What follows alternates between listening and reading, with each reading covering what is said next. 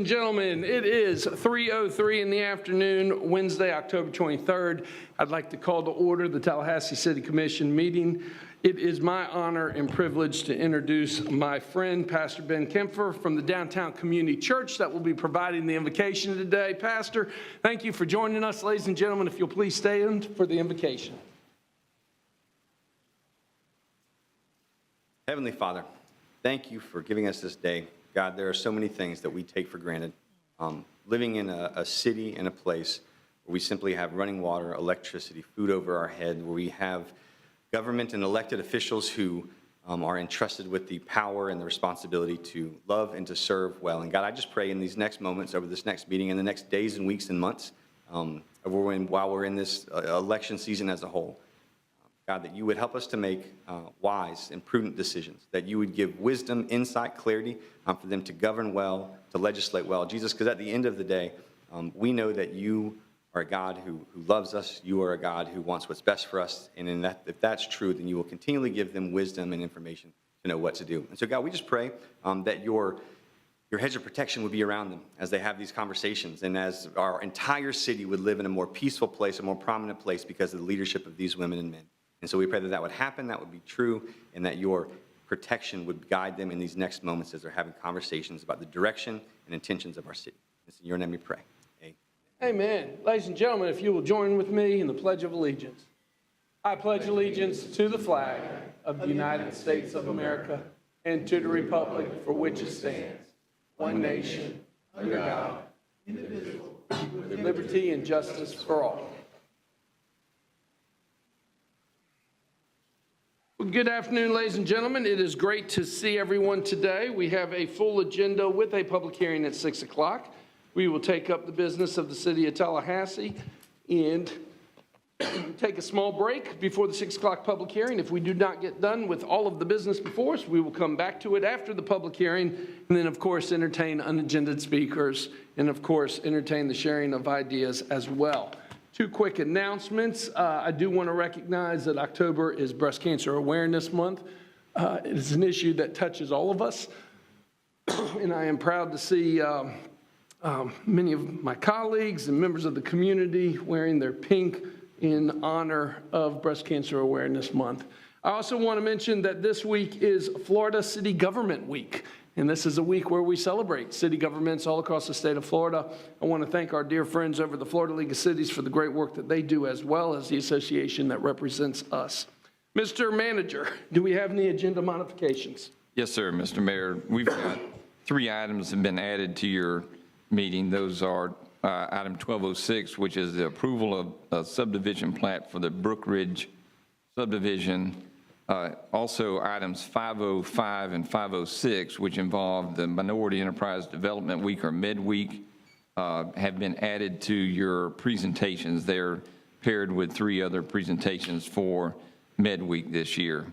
Also, item 8.03 has been pulled from consent at the request of Commissioner Porter, and then item 1202 has been deleted from the agenda, will be rescheduled at a later date. Excellent. Any questions on the modifications, colleagues? Okay. Seeing none. At this time, I would like to ask our dear friend, Mr. Tom Napier, to please come join me at the podium for a special presentation.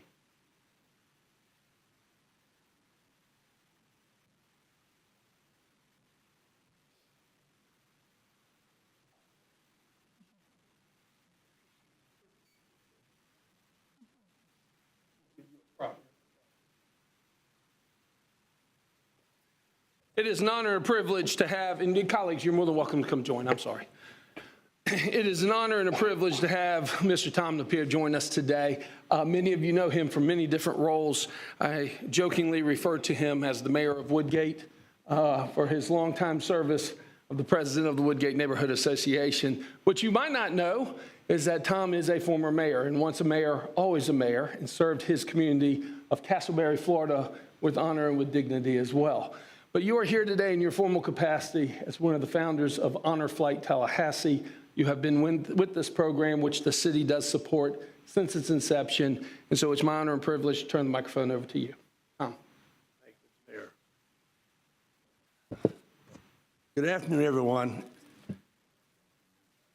As Vice Chairman Honor Flight Tallahassee, please to give me the pleasure to present to the City of Tallahassee their continued support of Honor Flight ever since 10 years.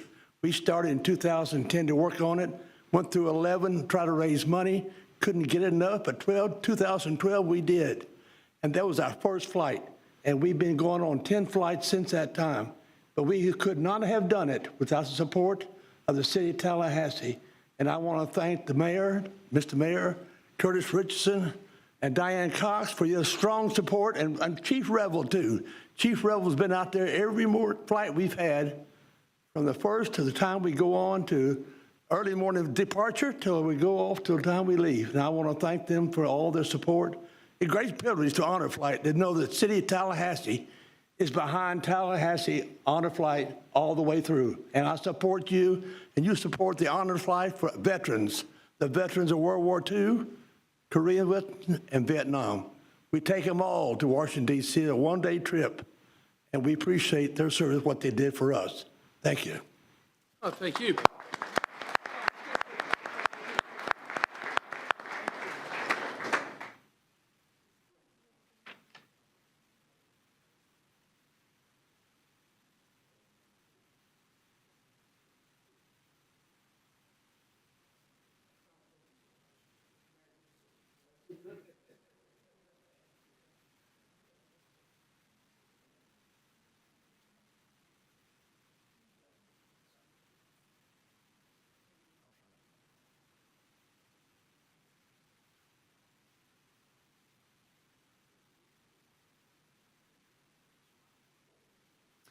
Ladies and gentlemen, I have 5 wonderful proclamations that it is my honor to present today.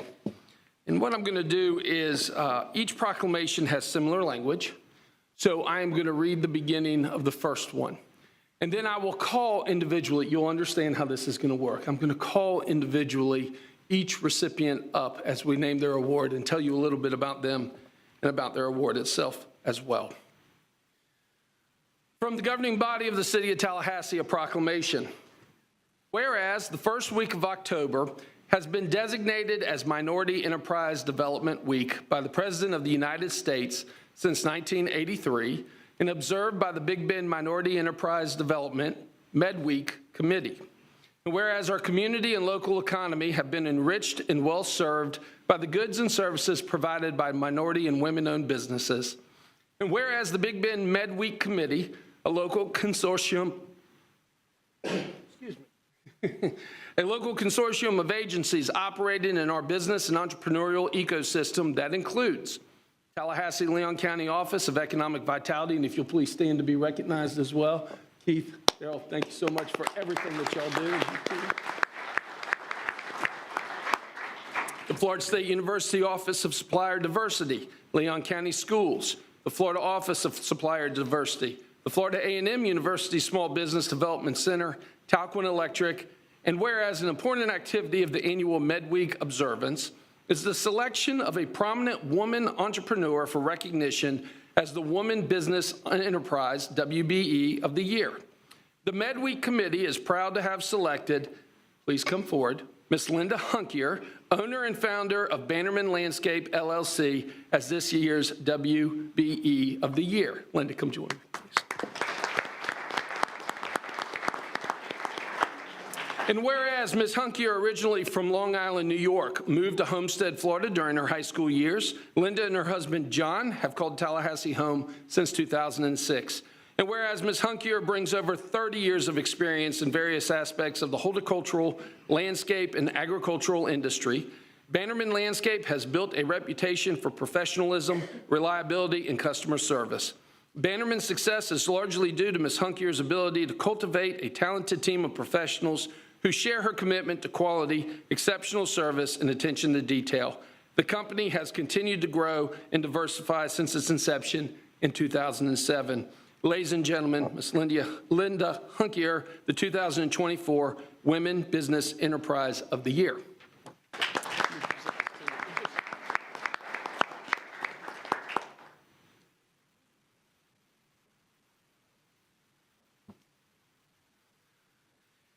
Ladies and gentlemen, whereas an important activity of the annual MedWeek observance is the selection of prominent entrepreneurs for recognition as the Minority Business Enterprise of the Year.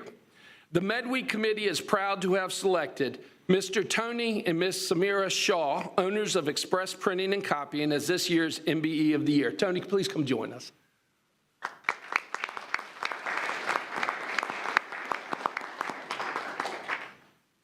Whereas the Shaws bring over 36 years as a small business owners in the Tallahassee community, they began their business journey by providing sweet treats to the community via 31 flavors of ice cream at Baskin-Robbins. They acquired Express Printing in 1999, which provides printing, binding, and mailing services. These services enhance and support local businesses in the community. The Shaws are quite simply Tallahassee proud. Ladies and gentlemen, your 2024 Minority Business Enterprise of the Year Award winner, Tony and Samira Shaw.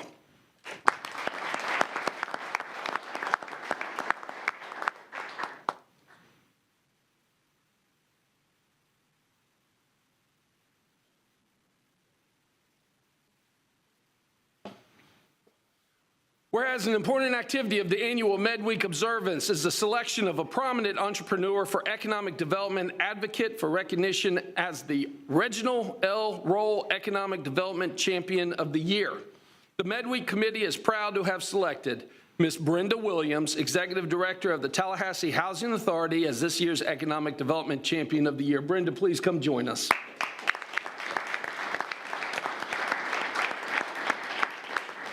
And whereas Ms. Williams earned an MA in Sociology Social Work and a BS Sociology from Lincoln University, Jefferson City, Missouri, after graduating, she joined the St. Louis Housing Authority as a manager in the public housing and Section 8 departments after graduating from college. She spent 12 years at that agency and rose to the position of Executive Director. And whereas prior to joining the Tallahassee Housing Authority, Ms. Williams was president of a consulting firm that provides services including assisting the Board of Commissioners, executive personnel, and local government officials in improving the delivery of affordable housing and supportive community services to their constituent populations. Ms. Williams is dedicated to providing a decent and safe environment for all Housing Authority residents. Ladies and gentlemen, your 2024 Reginald L. Roll Economic Development Champion of the Year, Ms. Brenda Williams.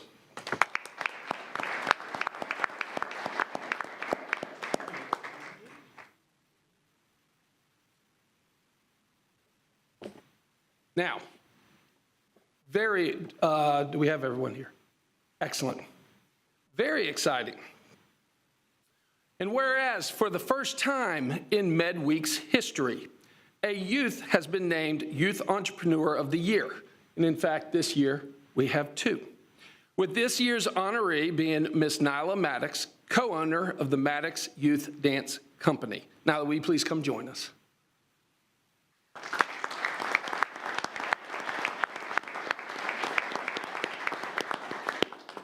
Welcome. Whereas Ms. Maddox has demonstrated her dedication to dance as a choreographer and co-owner of the Maddox Youth Dance Company, as well as through her involvement with the Golden Dolls of James S. Rickards High School, where she is a graduating senior, a National Honor Society member, and an outside linebacker on the James S. Rickards High School flag football team. All right. Go girl.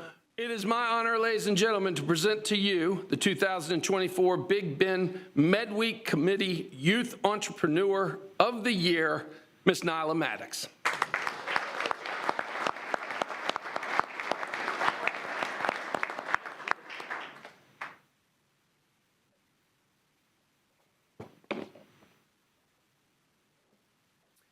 And whereas for the first time in this event's history, two youth have been honored as Youth Entrepreneur of the Year, with Miss Layla Wilson, owner of DJ Layla Jade, receiving this year's recognition. Layla, come on up. Come on up.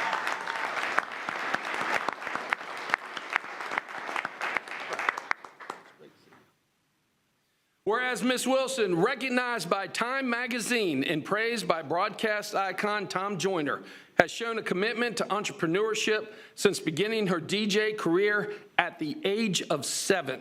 She continues to manage a busy event schedule while pursuing a bachelor's degree in broadcast journalism at the Florida A&M University, and she plans to attend law school following her graduation this spring.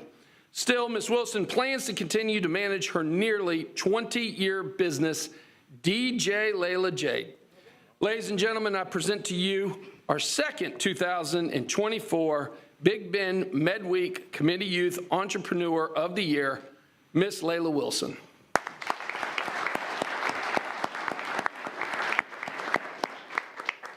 In summary, it is my honor on behalf of the City Commission and the City of Tallahassee to recognize each and every one of you for the outstanding work that you do in our community. We are very thankful for the hard work and dedication that you do.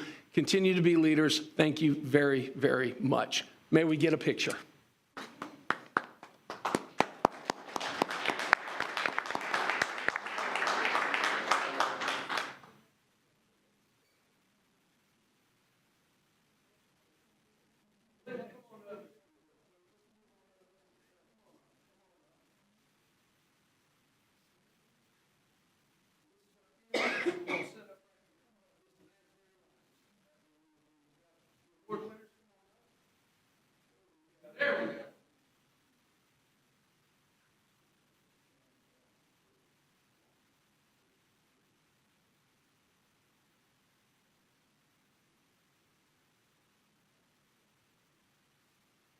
Everybody move. Proud parents, Nick, I see you out there. Let's go. Jump in the picture. Here we go.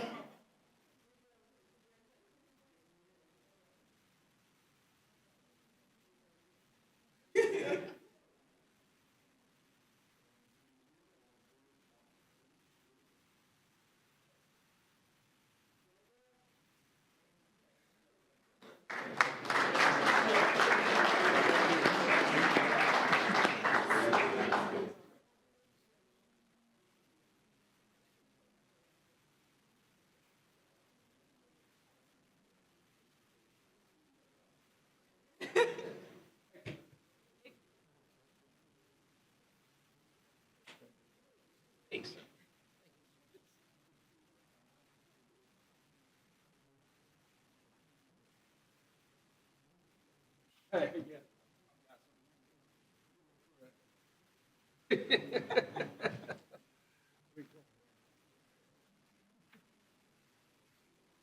It's always a wonderful way to start off the meetings. Yes. Absolutely. Okay, Mr. Manager, do we have any announcements to come before the City Commission at this time? No, sir.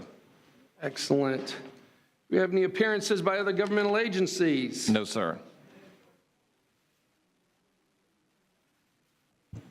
Okay, we are on the consent agenda. Remind me one more time, we are dealing with all items except for 8.03 was pulled, correct? Yes, sir, that's correct. Okay, Mr. Clerk, do we have any public comment on any items on consent?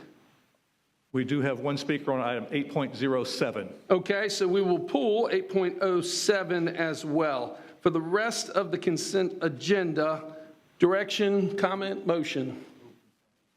Second. Been properly moved by the Mayor Pro Tem, seconded by Commissioner Williams-Cox. Any further discussion? Seeing none, all those in favor signify by saying aye. Aye. All those opposed, passes unanimously 5-0. We are on item number 8.03. Mr. Manager. Thank you, sir. This item's been renumbered as 901 in your agenda material, and it seeks the Commission's approval of the Selection Committee's rankings and recommendation for an RFP and authorize me or my designee to negotiate and execute contracts with MGT of America, Change by Design, and Gallagher Benefit Services. These are consultants and contractors that will support our HR department as needed. All right. Do we have any public comment on this item? No, sir. All right, Commissioner Porter, you are recognized. You pulled the item. Thank you, Mr. Mayor. I was wondering, I have a few questions. One, could you, Mr. City Manager, give a little bit more detail? What specific services are anticipated to be provided through this consulting engagement? Could you give examples of what that would look like? Mr. Mayor, I want to ask Rob McGarry, our HR director. So these consultants provide a variety of services as needed, and this is standard for us to get them under contract. And if the occasion arises, we would consult with them. Rob can detail that they're in various industries, and Rob can provide the details of these consultants. Mayor and Commissioners, as the manager said, we're looking to put contracts in place so as we need support, we would do it. The known support today is we routinely keep someone under contract to help our benefits team if there's specific technical questions that come up about various benefits programs like qualifying events to be able to add or change your benefits program outside of open enrollment. That's the known task that if these contracts are approved, we'll set a task order up for. Other things we may use it for is if there's compensation studies that we don't have the capacity to do, or any other HR issue that may come up that's mainly from a capacity perspective for us to do. Mr. Porter. Thank you. And I support, I'm going to support the item. As a follow-up, just generally speaking about HR, I see this contract, it looks like for an initial period of 5 years. I'm just wondering generally, do we plan to hire a permanent HR director in the meantime? Mr. Behringer. We're not engaged in recruiting an HR director. Rob is our HR director at this time, and things are going well, and we're not recruiting an HR director different than Rob. Mr. Porter. Okay, thank you. And that makes sense. I understand. And as I said, I'll support the item. And I know there are things that are outside the scope of what our HR department does. Just as much as possible, of course, I want to see us utilizing the talent that we have within the HR department, since they're closest to the city. And I think many of them do similar things that are listed in this RFP. So those were the questions that I had and some of the concerns, but I'll make a motion for option one. Second. Option number one has been probably moved by Commissioner Porter, seconded by the Mayor Pro Tem. Any further discussion? Seeing none, all those in favor signify by saying aye. Aye. All those opposed, passes unanimously 5-0. We are on item number 9.02, which was formerly listed as 8.07. I pulled it for public comment, but Madam Attorney, why don't you introduce the item? I will. Thank you, Mr. Mayor. Item number 9.02, previously 8.07, is a request from the City Attorney's Office to approve a settlement in a personal injury matter. The case involves a pedestrian and accident with a Star Metro bus. The recommended settlement comes after extensive discovery between the claimant and his attorney and the City Attorney's Office and Risk Management. Due to the extent of the medical treatment in this case, the claimant has incurred past medical and out-of-pocket expenses in excess of $200,000 and will have additional medical treatment in the future as well. The case was evaluated with a conclusion of clear liability and exposure in excess of the statutory cap limits. And so the City Attorney's Office is requesting that the City Commission approve a settlement at the cap of $200,000. Thank you, Mr. Mayor. Okay, do we have any public comment on this? Yes, Mayor, we have one speaker, Stanley Sims. Name and address for the record, please. You have 3 minutes. Mr. Mayor, Stanley Sims, 1320 Avondale Way. What I did was I got a little creative. I wanted to use this as a way to highlight the various pedestrian accidents that we've had. We've had numerous pedestrian, and I'm bad with those acronyms, but I know City Commissioner Diane Williams-Cox sit on the CPATRG board, you know, yeah, that board. I've been working with Mr. LaFall with the county. Mr. City Manager, they're having a meeting with DOT on November the 12th, talking about Pensacola Street and North Monroe Street, and they're going to start adding some safety things to slow that traffic down. That is a high pedestrian area with a lot of foot traffic. And if we can get law enforcement can do something about how they come down Pensacola Street, and a lot of the Carnegie Center residents are sitting on that curve there in front of Circle K, where a lot of people get bumped and hit. We've had 7 incidents, Mr. City Manager, in a very short frame. And so there is timing, is just great. The meeting again is November the 12th at the Tallahassee State College. They're going to be talking about that area. And I think that we need to look at this area in the same perspective have we've looked at the Southside Action Plan. Mr. Devon has done a very good job because why? He monitors that plan. He monitors what's going on. We don't have the missing information that we used to have dealing with the Southside Action Plan. There's clear information. He's engaged with that community. And I think that that same concept needs to be done with the Pensacola Street and the North Monroe area, as well as the downtown area. We don't have the issues in the downtown area with homeless and traffic cleanup and stuff. Why? Because we have a designated person to monitor that. 30 seconds remaining. And to keep things as they're ever changing. And so, Mr. Mayor, I'm just kind of opening the door now, and I'm hoping that the city would be open to having someone to monitor this area that deals with our Carnegie Center population, the transit, and the North Monroe as well downtown. Thank you for your time. Our next speaker, please. Mayor, I do have one additional speaker at this time, Bernard Stevens. Name and address for the record, please. You have 3 minutes. Hello. Hey, man, I miss y'all, man. My name is Reverend Bernard Michael Stevens, Jr., and my address is exempt. John Daly, how you doing, buddy?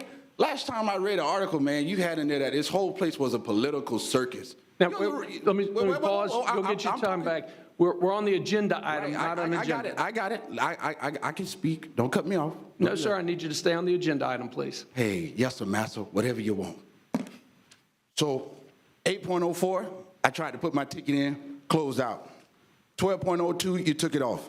When I printed this stuff at 11:51, it was timestamped of everything that was supposed to be on this agenda. And yet I come here to fill out my speaker's card, and then I can't seem to be heard based off of some stuff that was pulled away from consent. That's an issue. But let me talk about this claim. Every 3 months, y'all seem to approve a claim that's exceeding over $100,000 for pure negligence. And you only bring one claim. Do you know how many lawsuits that are pending right now against the city due to negligence? You probably don't know. Mr. City Manager knows, I'm sure he does. You all move entirely too slow to process claims, to process employee grievances, and anything else that is concerned towards this city. And then you got this guy, and then this woman here who want to co-sign with you. But let me tell you something today, Satan. I'm here, and I'm back, and I got a whole bunch of stuff that I got to talk about today in reference to equal opportunity in the city of Tallahassee, since you seem to not understand that there has to be a dialogue there. And Reed's Gold, a whole nother one. You four, his time about up. We already know that. And I had a promise that I made when I came here last time and said if I didn't get his seat, it was going to be me and you. Just to show, sir, I can't wait to put my bid in to run for mayor, and I can't wait to debate you in front of these people, and I want to show them how much of a habitual liar that you are. A person who does not stand for integrity. A person who is degrading human beings based off of the gaslighting process. And you think we're supposed to take that, sir? Absolutely not. The city and the strategic planning, when it comes down to risk management, you're not paying it any attention. Because if you was, there's no reason we would still have all these lawsuits coming to the city. We still take 2 years to process a lawsuit. Why? That's why we're our own insurer, huh? So we can sit around here and foot money, huh? To pay other bills. 30 I seconds. understand. I'm glad you said 30 seconds, my guy. 30 seconds. I got it all too, buddy.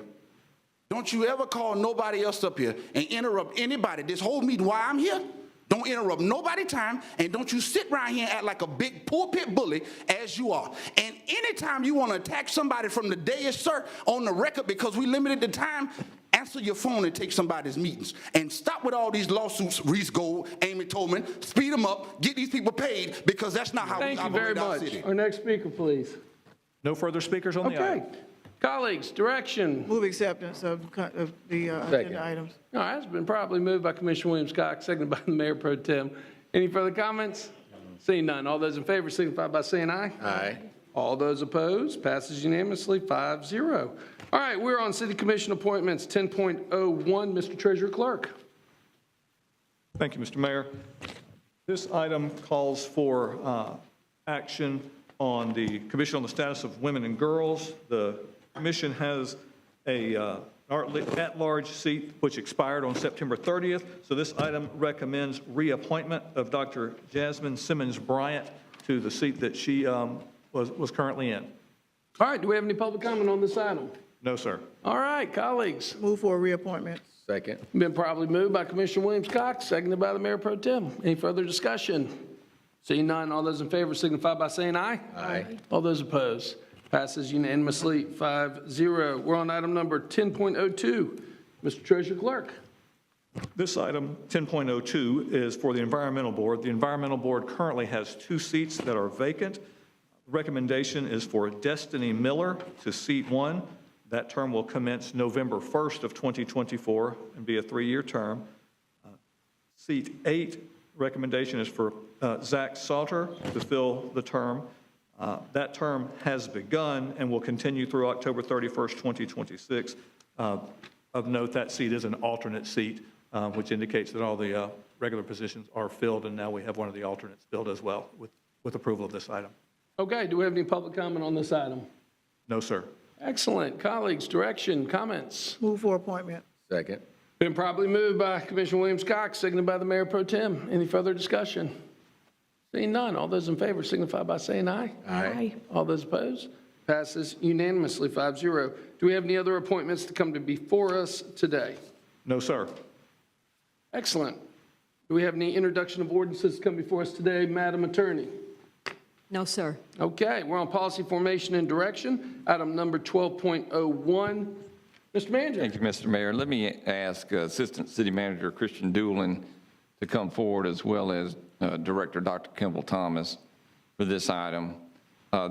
Recently, the city received an invitation to participate in an upcoming workshop, which is expected to be held in November. A date has not been set, but we expect the workshop to be in November with the Children's Services Council to discuss how the interplay between the CSC and the CHSP process, which, as you well know, the CHSP process is a longstanding 25-year process that the city and the county have worked to initiate.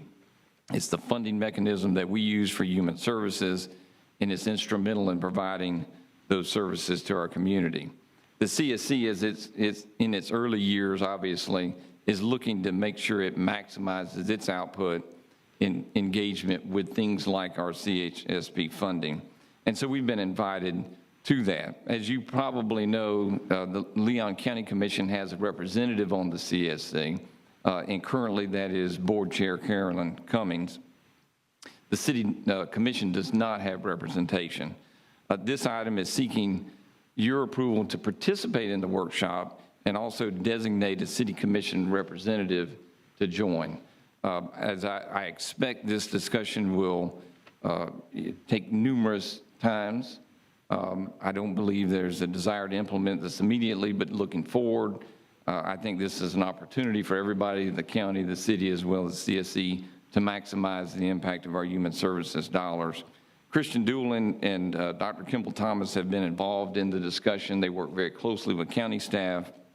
And again, we're seeking your approval to participate, but also designate a member of this body to join at that workshop. Okay. Do we have any public comment on this item? No, sir. Colleagues, Commissioner Williams-Cox. Thank you, Mr. Mayor. I move that we do participate, and since this is something that you have a deep knowledge of because of your tenure with the county, I also recommend that you be the representative. Second. There's a motion on the table made by Commissioner Williams-Cox, seconded by the Mayor Pro Tem. Commissioner Williams-Cox, I was actually going to suggest and see if you would be interested in representing this body. Well, not to go back and forth, but if you're not, I will be happy to serve. Okay. Would you amend your motion? Yes. Withdraw. Oh, I'll withdraw my motion. I withdraw the second. Okay. Okay. Sounds good. I'll make the motion that we move forward with Commissioner Williams-Cox serving as our representative. Second. Seconded by the Mayor Pro Tem. Commissioner Porter. Thank you, Mr. Mayor. I fully support having this conversation. I do want the record to show that I am hesitant to delegate such critical responsibilities to an unelected and unaccountable body. But that doesn't mean that I don't want to have the conversation and move forward and streamline services. And if it opens up funding for us to support other services that need it, then I'm open. I do have to say, though, is the county only having one representative? Is the CSC only having one representative? Commissioner Porter, first of all, I share your concern, and rest assured that if there are any major changes to allocations of funding, those recommendations would have to come back to this board for all of us to weigh in and formally vote, but I share your concerns as well. As to the representation, I'm not familiar. Mr. Manager. Dr. Thomas, I think, let me ask him the board does include a member of the Leon County Commission. Correct. Dr. Thomas, help me with. And the school board. And the school board as well. Help me with the membership. Of course, there's no member of the city commission on the board. There are other board members. Can you help me with the detail of the board makeup, Dr. Thomas? Mayor Daley, respected commissioners, City Manager Go. Yeah, by statute, the board members have various entities across governments.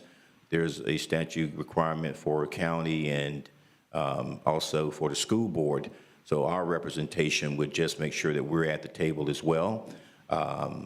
The composition of the full body for this meeting, again, it was called by the county, Chairman Cummings, and those details I don't have with respect to who would be that encompassed body, but we certainly would have representation for your action this evening.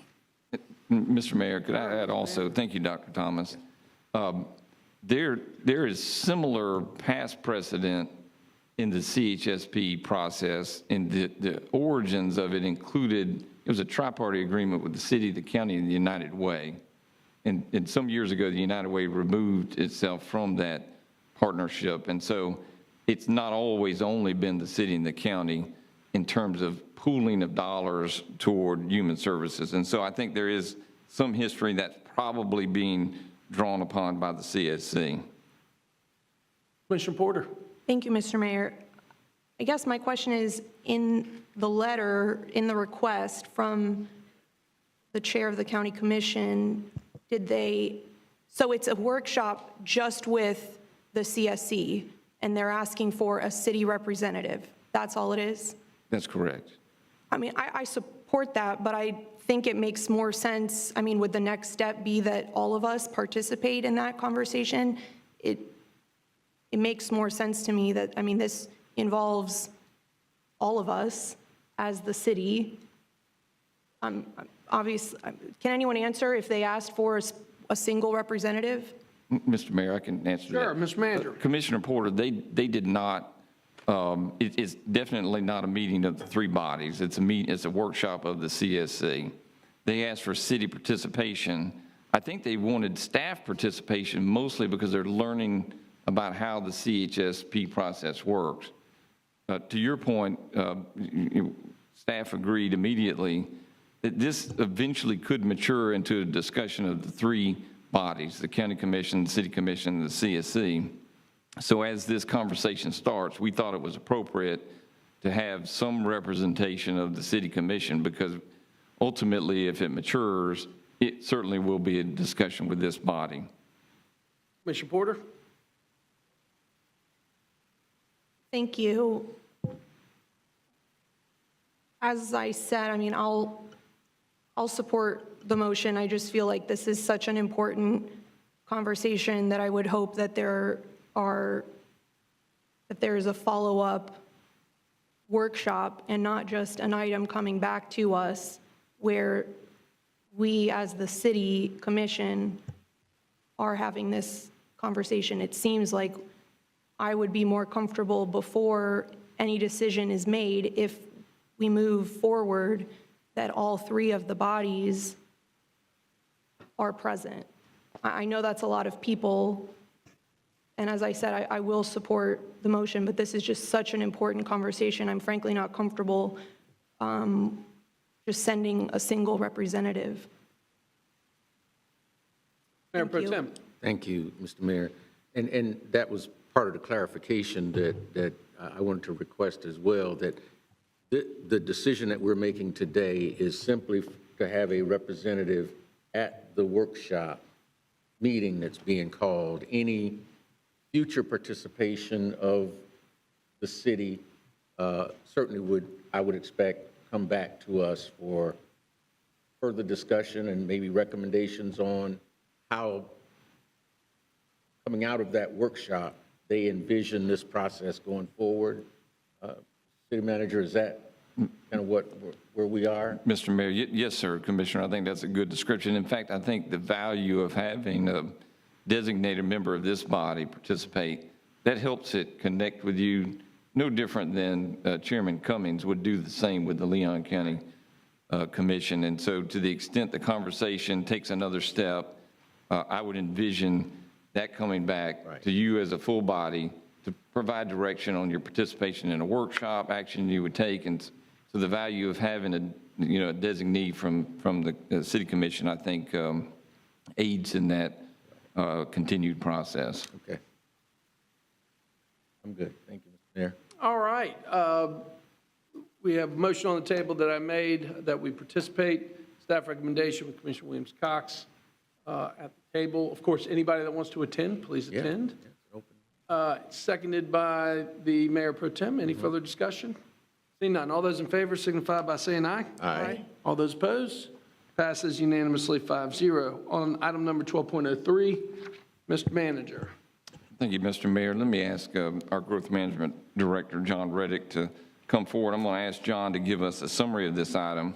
But in short, this is a request, a blueprint related to the Airport Gateway Project Segment C. That segment is the stretch that cuts across state of Florida-owned property, generally what we would refer to as FSU property. And it's seeking a linear infrastructure variance related to the design and impact of 2.67 acres on that property. John can provide a summary of the request in this item. Thank you, and good afternoon, Mayor, Commissioners. I'll give a brief overview of just the scope of what this segment is. So this is an area stretching between Orange Avenue and connecting to Stuckey Avenue at the north. As the manager stated, this is crossing state-owned property that's currently managed by Florida State.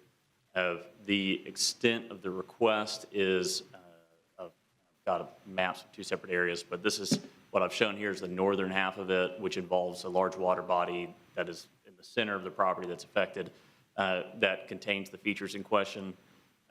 What Blueprint has come to Growth Management, made the request for, is impacting floodplain area, a small wetland area within that, which is associated with the perimeter of that water body, and then buffer requirements that we typically require within our land development code relative to wetland areas.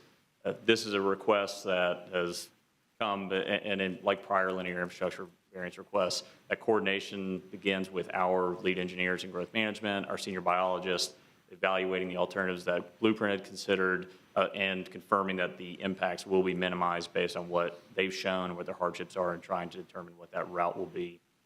So with that review and coordination with growth management staff, my staff is going to be and recommend that we approve this proposal as presented. Great. Do we have any public comment on this item? No, sir. All right, colleagues, Move direction. staff recommendation, option number 1. Staff recommendation for option number 1 has been properly moved by the Mayor Pro Tem, seconded by Commissioner Williams-Cox. Any further discussion? Commissioner Matlow. Thank you, Mr. Mayor. On point, the recommendations for option 1 and option 2.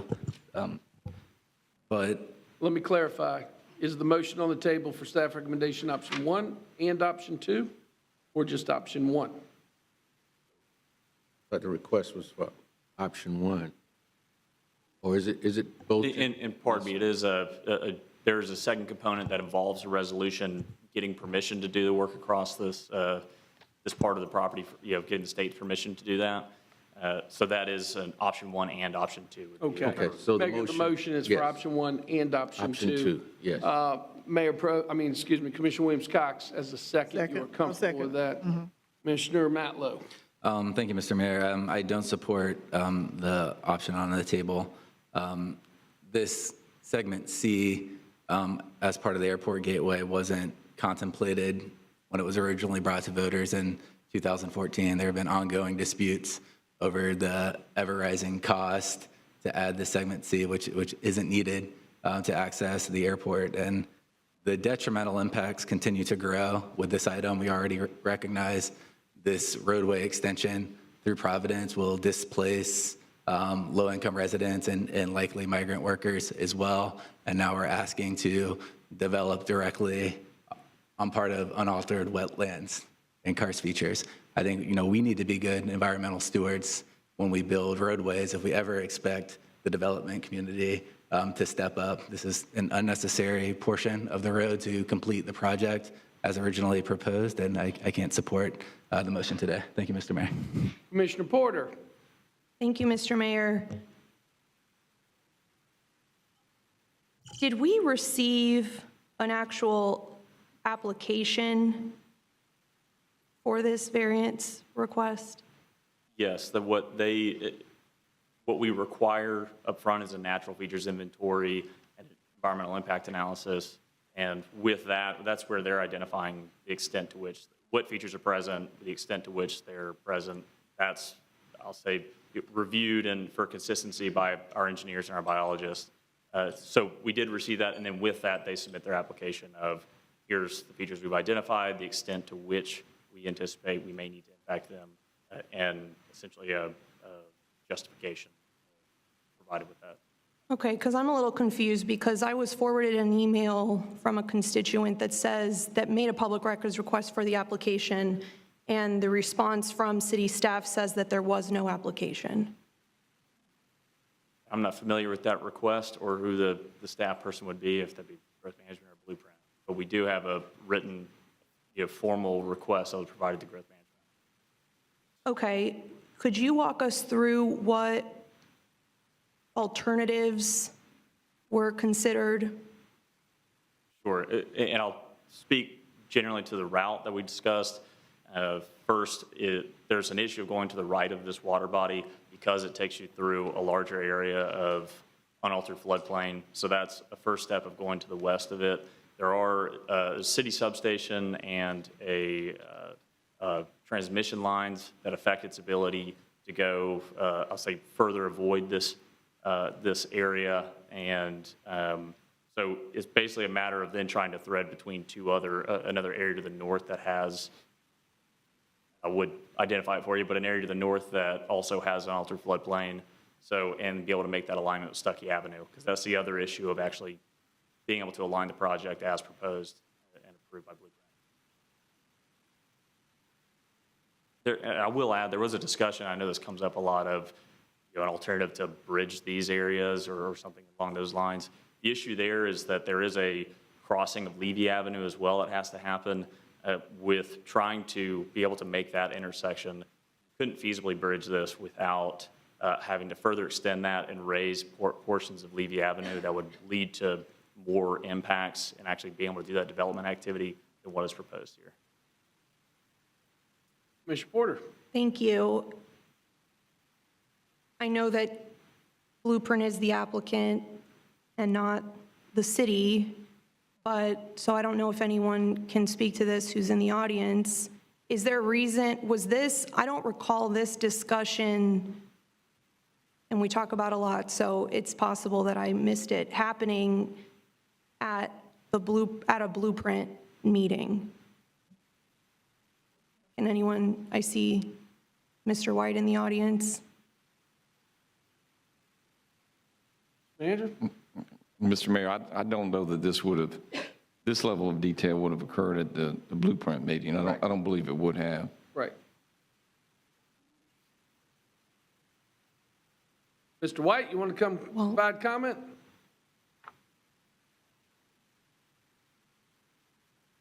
Of course, and the city manager is correct. This is not the level of detail that would typically occur at a blueprint meeting. We discuss the overall concept, the phasing of the project, the budget of the project, but when it gets down to the specifics of permitting, we don't go into, typically, unless there's a reason to get into the level of specifics of applying for a permit. We would have had authorization from the IA board to do design, and then to do construction, and as part of the authorization for construction, it includes the ability to do permitting. And I understand your point about the level of detail, and I don't think it's usually required, but I do think that, to me, when I read this, it rises to the level of significant enough impact that it's something that I would want to be aware of. I'm not going to support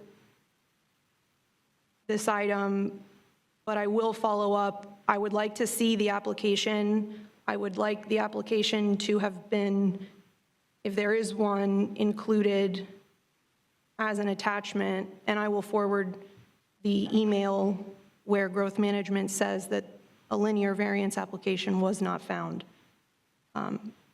specifically regarding this item. Thank you. Motion on table for option number 1, option number 2 for staff recommendations been properly made by the Mayor Pro Tem and seconded by Commissioner Williams-Cox. All those in favor signify by saying aye. Aye. All those opposed? Nay. And it passes 3-2 with Commissioner Matlow and Commissioner Porter in dissent. We are on item number 12.04, strategic plan update. Mr. Manager. Mr. Mayor, this item is involving the next iteration of our strategic plan. This is the final, the 5th year of the strategic plan that we've had in place. As we've discussed many times, this strategic plan that we have is the first strategic plan that's comprehensive and holistic that the City of Tallahassee is engaged in. At the onset, now 5 years ago, we talked about having dozens, if 40-plus plans, master plans in different departments and different areas. And we brought those together with commission direction with 130-plus targets that gave us a really good roadmap to the future, and it has enabled us as staff to measure progress, to take, a strategic plan that's at the direction of the City Commission and see how we're progressing. And all in all, and Dr. Whitley will tee this up, and his staff will present the next version. We've been able to accomplish a lot. We've met a lot of the goals. We're at about 90% achievement, which is very, very high for a strategic plan. And so now we're on the precipice of the next 5 years. And I will tell you that this 5-year plan is even better. And that's what I should say, by the way. So we learned a lot. We know a lot of the targets and the measures were good. Some of them we found, maybe we weren't quite clear on what we were trying to achieve, and we've updated them. Other things have come into play and into focus in that time period. For example, our clean energy plan isn't now in place, and we've adopted and pulled some of those targets in related to that. So we're at now the final step of kind of putting this thing in order, and the launching date will be your retreat in January. So you'll come together, we'll evaluate how we progressed with the first 5 years, and then set in motion the next 5 years. And so that's kind of the overview of where we find ourselves. I'm going to ask Dr. Whitley, who's been instrumental in putting this together, working directly with the departments and his staff, to walk us through this and hit some of the highlights that are in the proposed plan. Dr. Whitley. Thank you, Mr. Mayor, Commissioners, Mr. Manager. As the manager said, you're familiar with the process. You're very familiar with the current strategic plan that we're wrapping up. We're very proud of of that under your leadership and with the product that we have before you today. Javante Swinton on the strategic innovation team has been kind of our team lead on this plan, developing it with our department directors, working directly with the departments for the last year in conjunction with the rest of the strategic innovation team. So he's going to walk us through kind of where we are at this point, and then we'll be teed up for any direction that you have for us. Monte, good to see you. You do great work. Thank you, Dr. Whitley. Good evening, Mr. Manager, Mr. Mayor, City Commission. As you all are aware, we are in the home stretch of the first strategic plan, and we are developing the new strategic plan. I see you. Yes. Had to throw it in there. Well done. Yeah, Well done. absolutely. But as we know, the first strategic plan was developed by the City Commission direction in 2019 to shape the city's policies and guide operations, as well as become a document for action. As Mr. Manager and Dr. Whitley mentioned, the strategic plan has seen much success and much growth throughout the city of Tallahassee, with 90% of our targets either on track or are achieved already.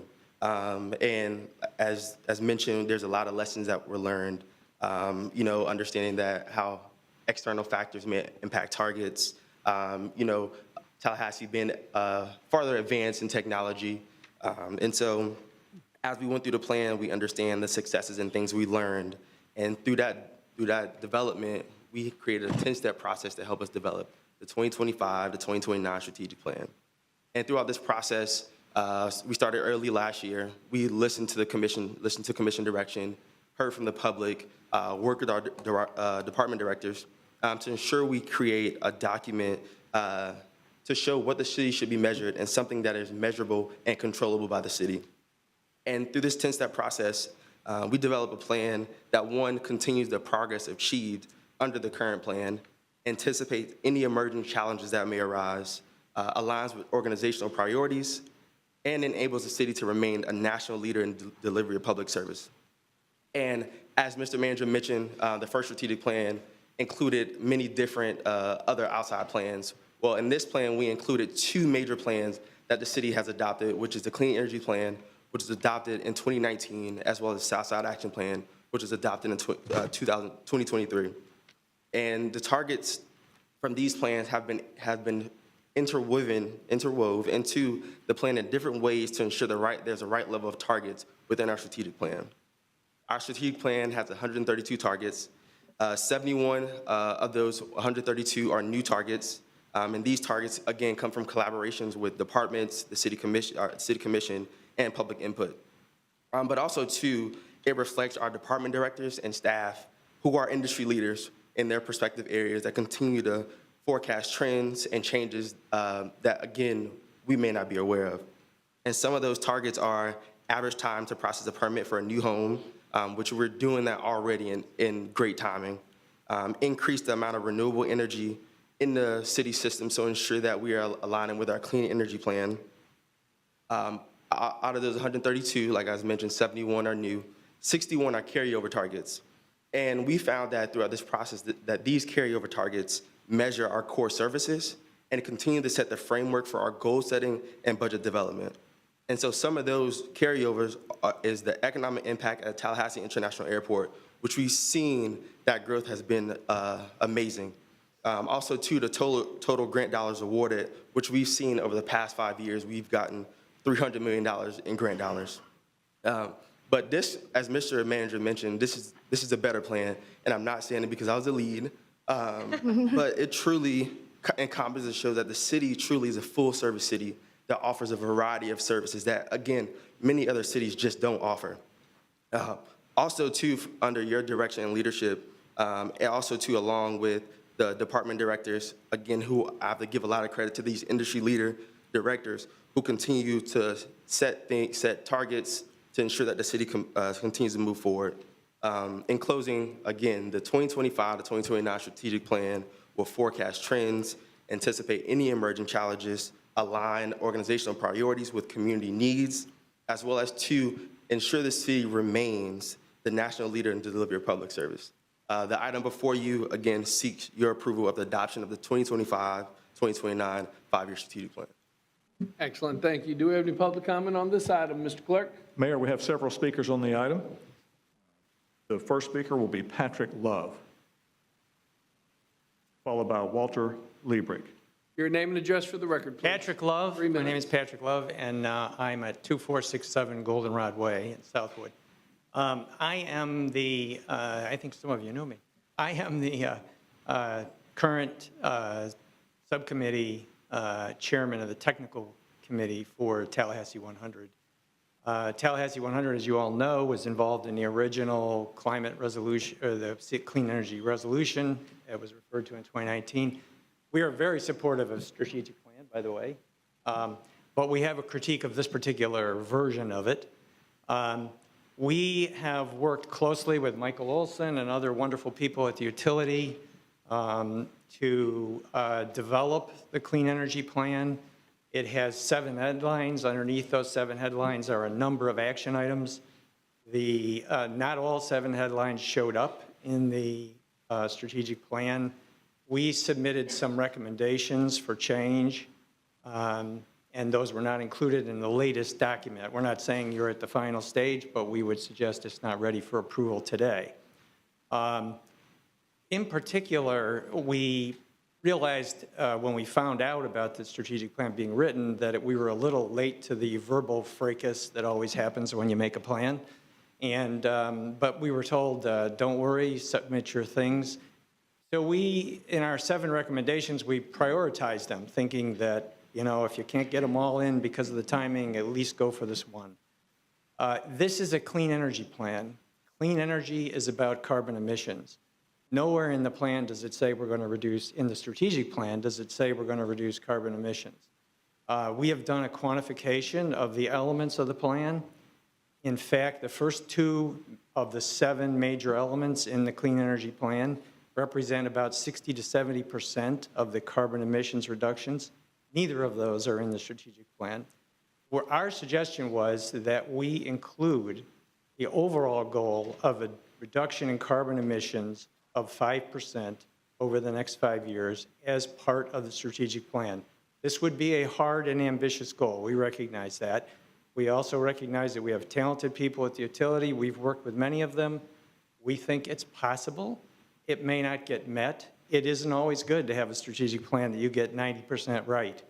That shows, maybe shows something about ambition. You want to get a strategic plan that sets the goals for aspirational where you want to be. That's our recommendation. Thank you. Our next speaker, please. Our next speaker is Walter Liebrich, and then Bernard Stevens. Hi. Name and address for the record, please. Hi, good afternoon. My name is Walter Liebrich. My address is 2912 Pound Drive. And I got to say, it's a great day for democracy when someone can vote across the street and then walk over here and speak publicly in front of this forum. It's just a great day. I'm also class 42 of Leadership Tallahassee, and we got 24, we got 5, we got 41 all up here. But Leadership Tallahassee 42, best class ever. I'm here today as a co-signer on the letter that Patrick was just talking about on the clean energy plan. I'm also on the technical committee. And the letter essentially expresses dismay in the fact that one of our most important goals was not included in the strategic plan. It's definitely not a coincidence that July 2024 was the 14th consecutive month in a row of record-breaking temperatures on this planet.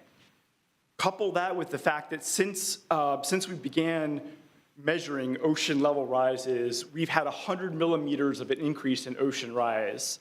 That's a couple feet, and we're looking at, it's going to be a snowball effect here very soon. We're also at 427 parts per million of carbon dioxide in our atmosphere, which is 50% higher than pre-industrial revolution levels. Let's not kid ourselves about what's the cause of the hurricanes, the massive hurricanes we're having, and this enormous heat streak that we're having. But I want to digress and kind of get a little bit lighthearted here, because I've come to this incredible democratic body with a solution that can provide a triple win for the city. The first, it's basically an agri-solar project, which is going to be a pilot project between the city and myself and my wife, which is also called Fiddlehead Farms. You can go to fiddleheadfarmstlh.com and find out a lot more about this project. But the triple win is, one, the city gets to achieve its clean energy goals, which we've had a problem, Patrick was talking about, and there's been a problem meeting it. The second is that it's going to fill a food desert, because what we're going to do, what agri-solar is it's the combination of land use of solar and agriculture. So we're going to be growing pineapples and kiwis and all sorts of fruits and vegetables that we'll be able to give away to the second harvest of the Big Bend. And the third win for the city is it provides an expanded use of the Debbie Lightsey Park, which is already in place right now. So we would be connecting that, and in addition to that, we would be providing education campaigns on the importance of biochar and beekeeping for the worldwide food supply, and not clear-cutting the land for solar. There's been a very strong coalition of people that we formed, including at the national level. We've got the National Renewable Energy Laboratory, the Agri-Solar Clearinghouse, at the state level, we've got Department of Ag and Consumer Services, Department of Energy, and a lot of people at the local level. And I'd love for you to come out and see the project. Thank you. Thank you. Our next speaker. Mayor, our next speaker is Bernard Stevens. Name and address for the record, please. You have 3 minutes. My name is Reverend Bernard Michael Stevens, Jr., and my address is exempt. This message is for all 8 of you, and especially for Diane Williams-Cox and Curtis Richardson. This strategic plan for the next 5 years, $300 million, this man, he said it on record, $300 million went on strategic planning. What happened to the South Side? What happened to Griffin Heights? What happened to our infrastructure over there? Nobody got an answer for that, huh? You know, I'm glad I know my roots. I'm glad I know that I'm a black man. I'm glad I know that my people are still hurting. I'm glad to know that we got 2 puppeteers that we elected in this governing body to speak for us, and then do not execute exactly what they said they was going to do. My colleagues got up here the last meeting and talked about their infrastructure, and you ain't done nothing about it. That's an issue. How much longer we got to keep hurting over there? But Diane Williams-Cox, pastor, her church asking for some money so they can build some stuff over there on Thorpe Street. How? How? How? Why is her church bus over there on the city property reach gold? How? Why? It just goes to show you 4 are the most ungrateful, lying, degrading people I know. And then to talk about the South Side and you on the radio doing the ad for Curtis, you don't want to go back. You already putting us back, baby. We tired of being there. Because if you care about our community enough, our people wouldn't still be committing violence. Our people wouldn't still be robbing. Our people wouldn't still be getting incarcerated. Y'all don't know how that feels because you ain't never been there. You ain't never been from a family that been poor off of food stamps, huh? My grandmother had my mama at 17, but you came from a black family? You stay on the South Side because you got a $300,000 house over there, huh? Y'all just want money. $90,000 y'all want to raise, and both of you want to co-sign on it. You want to give yourselves more money, but our community is hurting? Do some work, and then maybe somebody consider that. But you all are not fit to run this governing body. And I'm going to say it on record so you know. John Daly, thank you for the time. I see the light. Don't interrupt me no more. I am tired of my people hurting, Ms. Tolman. I'm tired. I'm tired, Reach Gold. But yet instead, this man almost getting $300,000 a year. But strategic planning, $300 million. Y'all can't manage money. And I'm going to say it at the end of the day. Y'all keep playing with these people money, this is going to be the biggest corruption case the FBI has ever seen. Because all this malfeasance that y'all got, and I know she's going to try to talk behind me, it's going to be all right. Next speaker, please, Mr. Clerk. Mayor, that's the last speaker we have on item 1204. Okay, I just want to first and foremost say, Javante, great job on the presentation. Mm-hmm. And yes, I saw you loud and clear as a University of Miami fan with the big football game coming up. You threw up the sign, and I can appreciate that. I can appreciate loyalty. in all seriousness, you did a great job with the presentation. Certainly do appreciate it. Let's open it up for discussions and questions. Commissioner Williams-Cox. I too want to say congratulations on the strategic plan. What I like about our strategic plan is that it's easy to understand, it's transparent. I can recite it when I'm meeting with people in the public to let them know what our priorities are.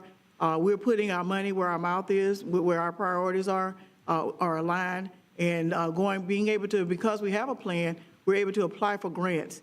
And for those who are listening in the public, I think the statement was that we've received over $300 million in grants.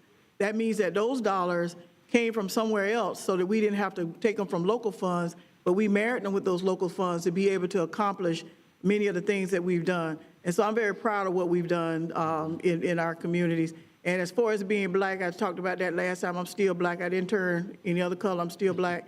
And since I've been on this commission, communities that have in the past not received funding that are typically historically black communities have received funding, and we are working with those communities to help citizens determine how those funds can be used.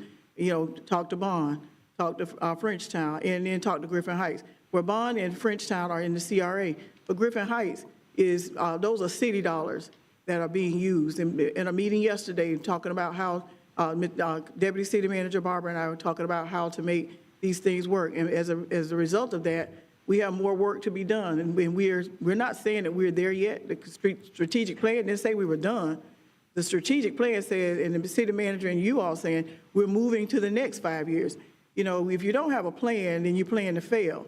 And I don't like to participate in things where we're planning to fail. So I appreciate the fact that we have a plan and that we're following our plan. But we also realize that plans have to be improved upon. You collect information, you collect the data, you make whatever tweaks and changes that you need to make. But I am very proud of the fact that in our plan, the word poverty exists. Because if you don't have it in the plan, then it gets overlooked sometimes. And so you gotta measure it and you gotta monitor it. So it's being monitored and it's being measured. And I'm very pleased at where we are and where we're going. And I expect to continue to be a part of making sure that we're very inclusive in all that we do to make sure that we achieve what we need to achieve in our strategic plan. And LT Class 42, I forgot your name, but I'm a climate change believer. I see what's happening. And part of what's happening is that as the earth is heating up, we're getting angrier and angrier, and we're shouting louder and louder. But we understand what is happening, and we've got to play our part and do our part to make sure that we're going to be good stewards of the earth, because I, for one, have grandchildren, and I want them to be able to live here with where we are on earth without having done so much damage that we can't bring it back. But I will say that when I was in 4th grade, which was a while ago, my teacher told us that it had been projected that Florida would go back underwater. And that was in the 70s, we were told that. And listening to you talk about the sea rise, we hear and see that it is happening. And so I believe that the city of Tallahassee, we're willing to do our part. The renewable energy plan, we worked hard on that. The city manager led that effort. And the renewable energy plan is in place. And I heard the group talk about it being a part of the strategic plan along with the Southside Action Plan. The Southside Action Plan, as you know, was on the shelf for a few years through some other commissions. And we took it off, knocked the dust off it, changed its name, and now it is living up to its middle name, which is Action. So we've got a lot of action taking place on the Southside Action Plan, the Renewable Energy Plan, all the other plans that we've pulled together in this strategic plan.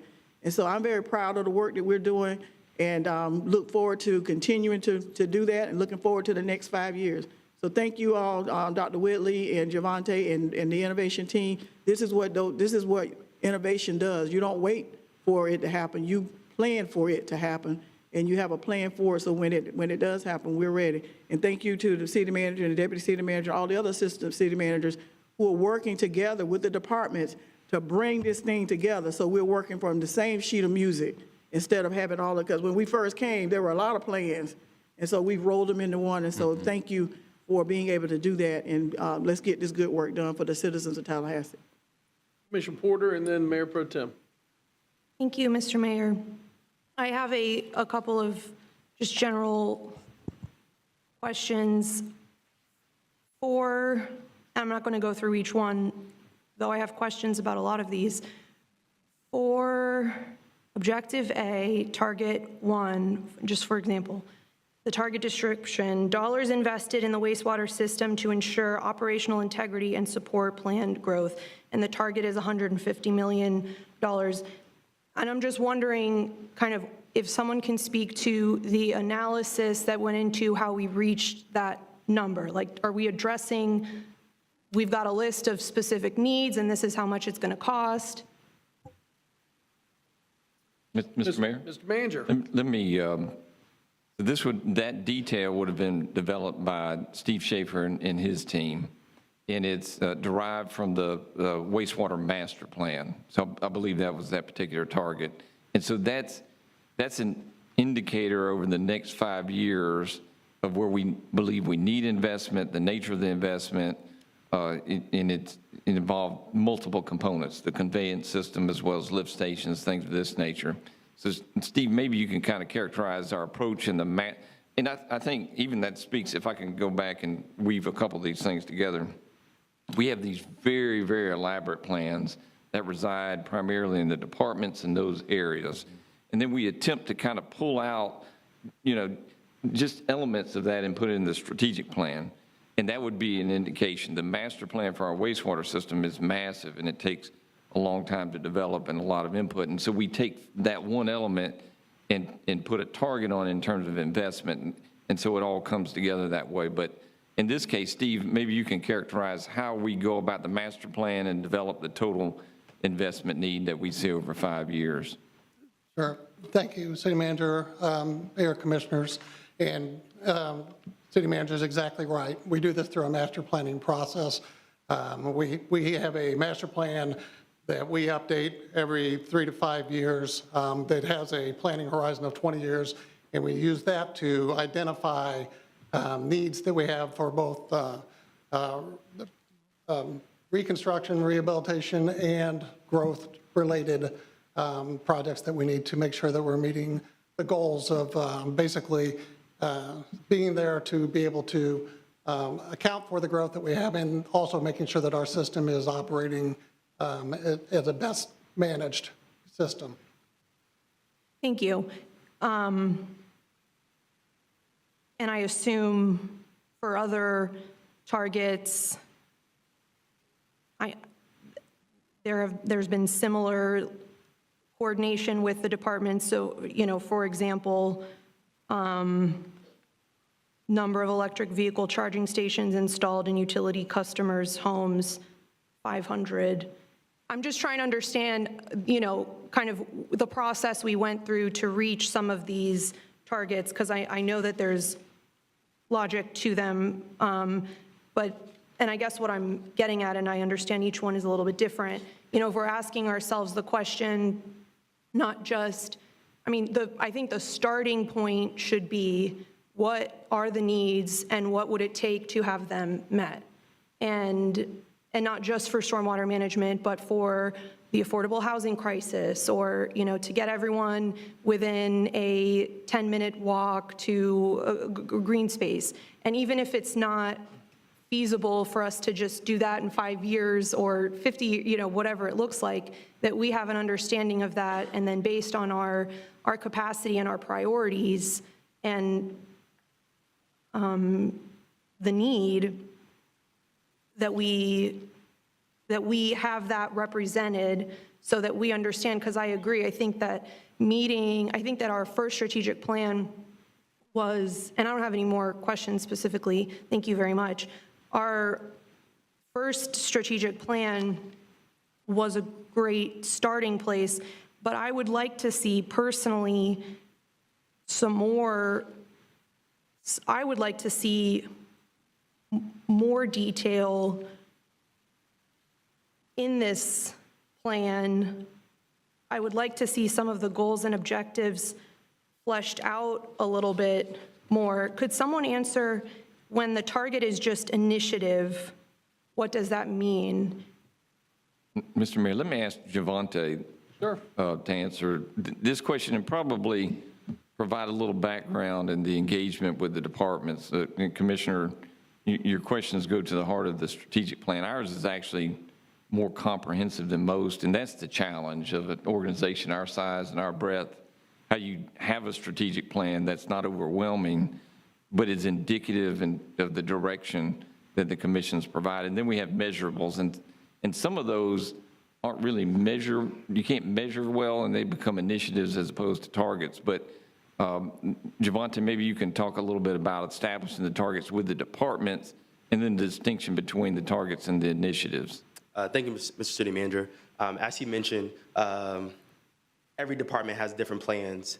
And so to be able to work together and pull certain elements out of their plans into the strategic plan, because their plans highlight everything that they're doing in their respective departments versus the strategic plan is kind of a holistic view of the entire city. And so when we look at targets, we look at things that, again, that are measurable. Those initiatives are things that, hey, we are, and as technology advances, we know that maybe technology may not be there yet, but that's somewhere we want to go. And so it's framing it in an initiative way as we continue to build towards that and ensure that we accomplish that initiative or target. I guess my question is, so this target description, attract new businesses and residents to the city by implementing comprehensive marketing initiatives that highlight the quality of life, business opportunities, and economic advantages, and the target is initiative. So I guess I'm wondering, what are the steps that we are taking? Is there more? I mean, I understand that departments have plans and sometimes many plans, but is there more to it than what I'm holding in my hands as far as the strategic plan? So what you're holding in your hands is kind of that discussion with the departments and kind of those elements of their plan that we pulled out to, again, highlight some of the things that we're doing across the city. Okay, thank you.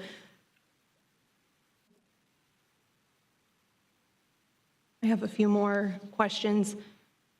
I think I don't feel comfortable approving this today.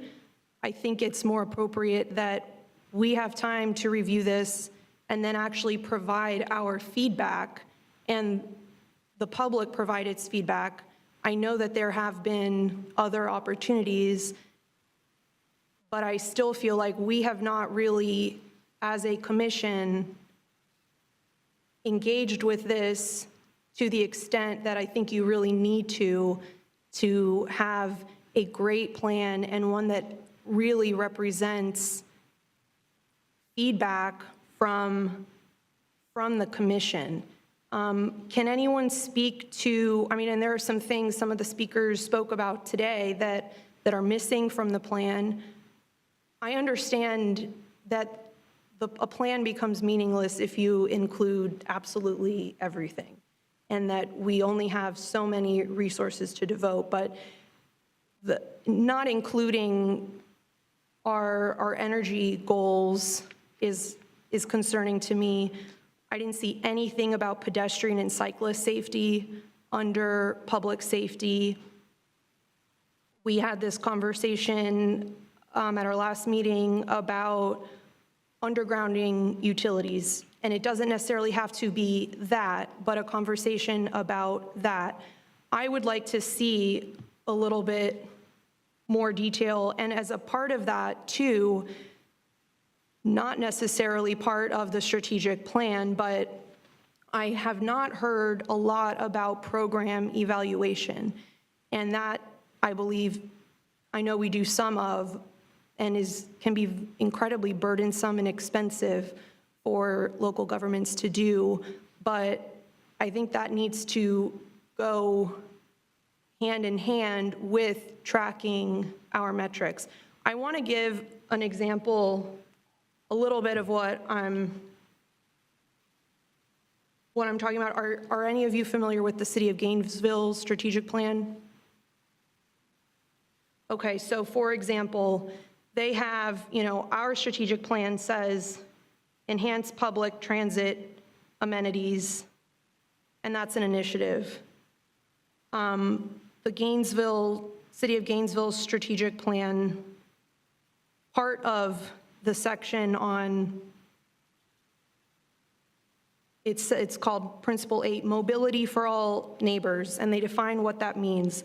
Connected trails and paths for biking, walking, and running throughout every neighborhood and linking community destinations.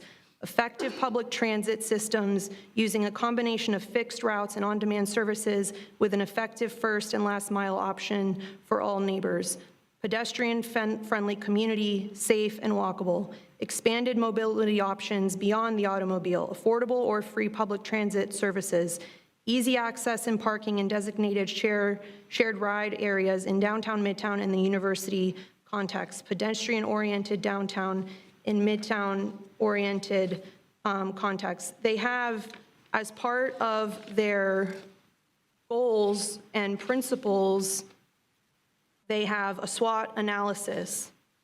So for example, their goal 2, a sustainable community, and they have objectives, the value to the neighbors, and then associated with that, short-term challenges and opportunities and long-term challenges and opportunities. I won't read all of it, but for example, an objective, increase the acreage of natural and conservation lands. So matching that objective is a challenge. The costs and funding for the city's purchase of natural and conservation land. That's a short-term challenge and an opportunity. Longer-term challenges and opportunities, the differing definitions of sustainability and resiliency, funding and costs of renewable resources, limited markets for recyclables.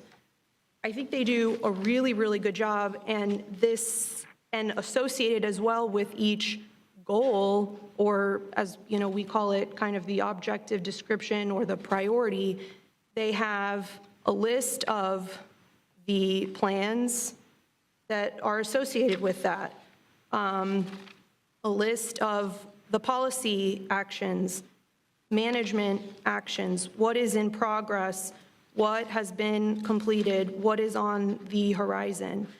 I think that we really, after 4 or 5 years of the plan we had, which I think was a great start, I would have hoped that we would have evolved our plan much more than I think that we have, frankly. They've got a really good section on getting on the same page as far as definitions. What do we really mean when we are talking about, I'm trying to find it, there it is, because it's, what do we really mean when we're talking about equity or an equitable community or accessibility?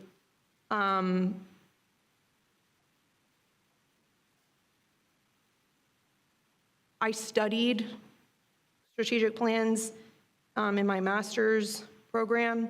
I know there are a lot of different ways that a strategic plan can be used and different ways it could look like, but I would expect and think that it would do us, we would benefit tremendously from something that is a little less vague, more visionary, more specific. And I don't see that in this plan, and I know that it is not the only plan, but I think we can do a lot better, and I think we deserve a lot better, frankly. And there are a lot of examples of other plans that I think are much better, or have a different framework that we can build on. All that being said, I think we've got a great framework to work off of. And I know, because I've heard, that this plan does have tremendous value.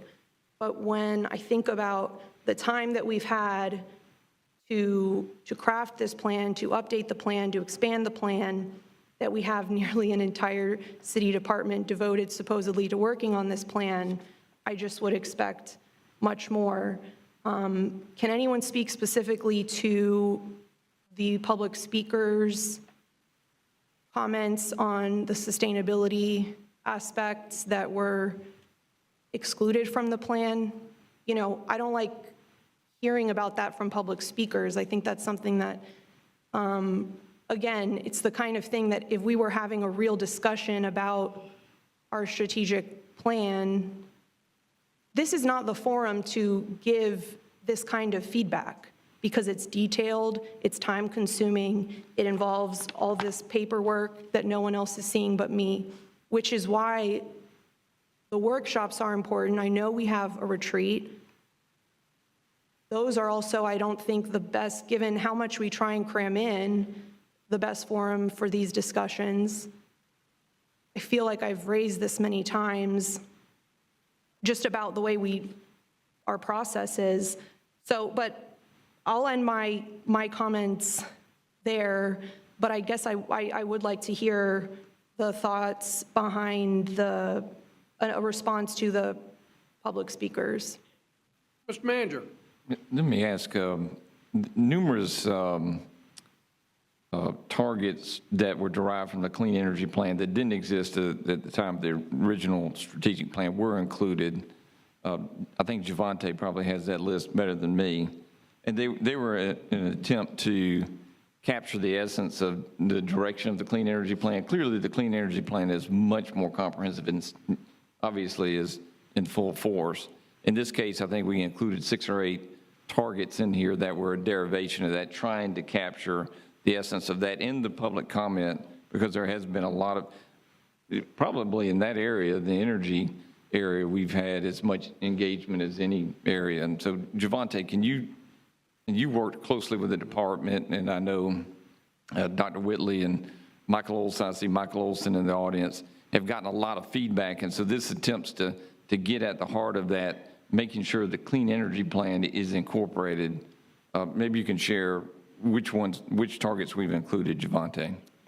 Yes, sir. So there's a couple targets that are in the strategic plan. So we have enable the reduction of energy consumption community-wide, increase the amount of renewable energy on the city system, increase the percentage of electric, hybrid electric, and CNG vehicles within the city's inventory of city's light-duty fleet, construct electric charging infrastructure to enhance the adoption of the all-electric city fleet, number of electric vehicle charging stations installed in utility customers' home, reduce energy consumption in municipal buildings, adopt and implement smart growth principles to guide residential development, emphasize walkable neighborhoods, access to amenities, and efficient land use, and expand the city's generating capacity to enable clean energy goals.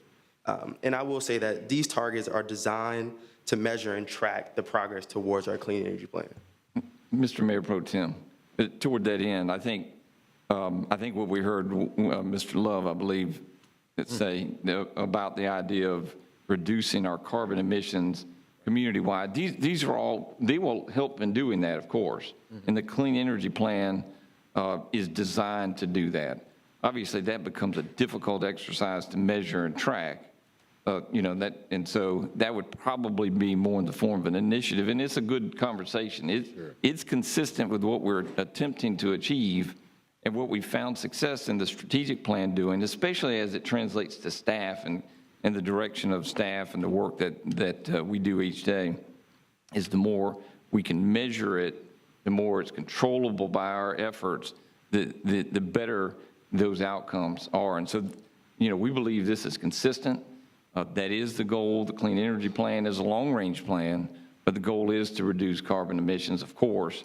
And we know some of the most impactful ways in our community will be, especially because we own our own electric and gas utility, is to reduce energy consumption and encourage renewable production of that energy. And so that was the attempt. And so those are all largely new, if not new, adjusted directly from the clean energy plan. Right.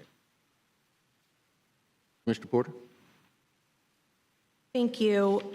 So really quickly, you mentioned the growth practices that are, could you reread that one? Do you know what I'm talking about? Like sustainable growth practices? Commissioner, which section is that? I don't know, he didn't mention, I'm what he just going mentioned off of just what now? he read. I know it's in here, I just am not, Wouldn't involve the reduction in energy consumption, is that, I guess what I'm asking is, it's similar to my questions before, like what specifically, sustainable growth, that can mean a lot of things. So I'm just wondering if there's an addendum to that that's more specific.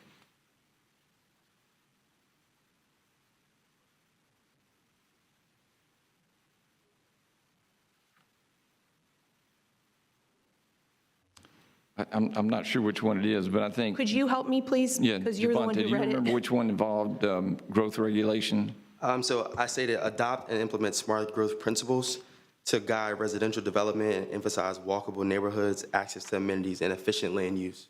Okay, thank you. Thank you. So is there more detail to what that means specifically, like what those smart growth principles are? So in our last strategic plan, if you look at a lot of the initiatives, there's details in each initiative that talks about what we have done and what we will do. This will be the same concept with this initiative. There will be fleshed out information that talks about how will we get there, how will we develop these smart growth principles.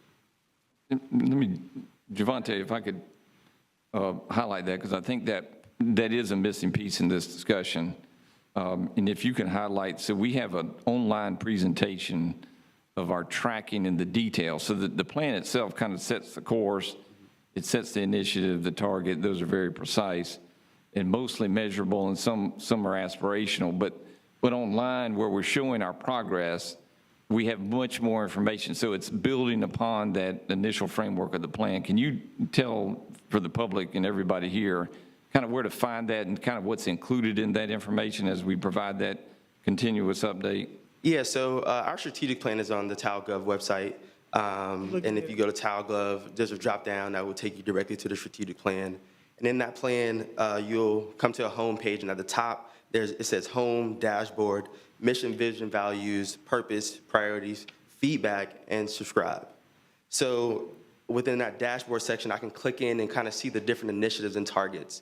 That these targets kind of will more so be metrics that you'll see how much money we've invested in X, Y, and Z. But also, too, those initiatives has a lot of narrative that talks about what we're doing to achieve these initiatives or what we're doing related to those initiatives. Thank you. So if this is approved today, that's forthcoming?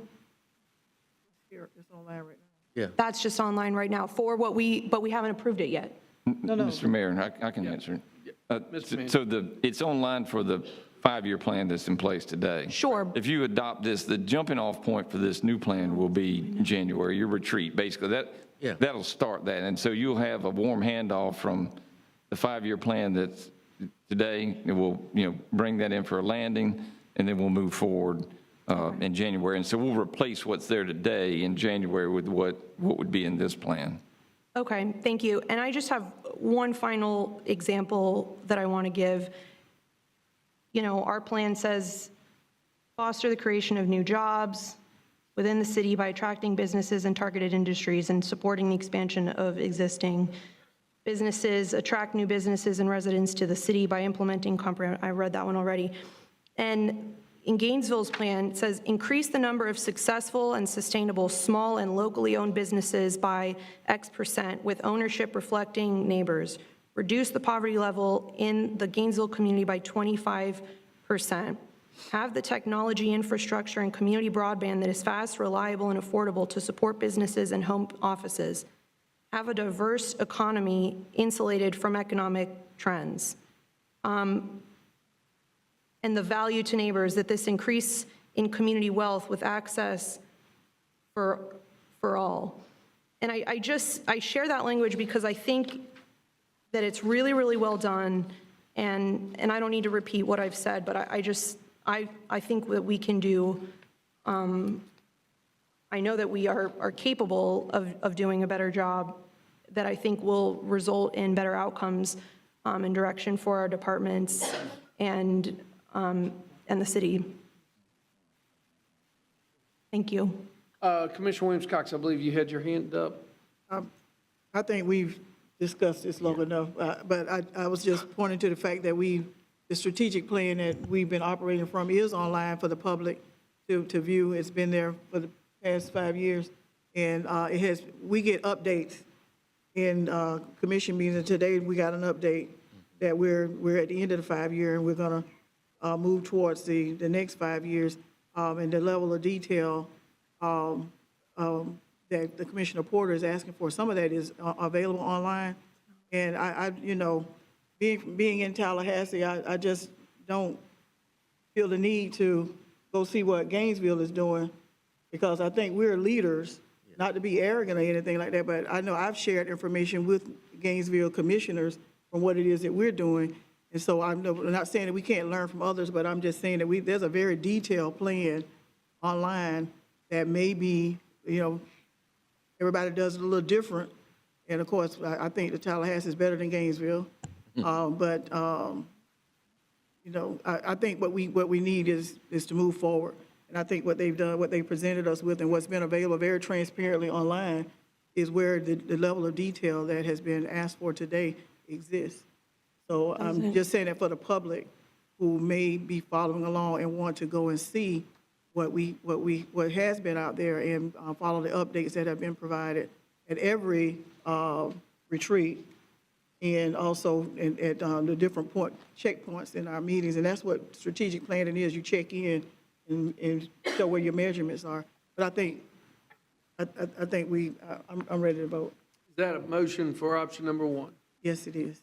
I would second that, Mr. Mayor. Okay, and it's been probably seconded by the Mayor Pro Tem. Mayor Pro Tem, you recognize. Thank you, Mr. Mayor, and I won't belabor the point, but what I would point out is that prior to this strategic plan, the city of Tallahassee had never had a comprehensive strategic plan. Each department had their strategic plan and goals and objectives, but this was the first time that we had developed a comprehensive, and I think that we've done a good job.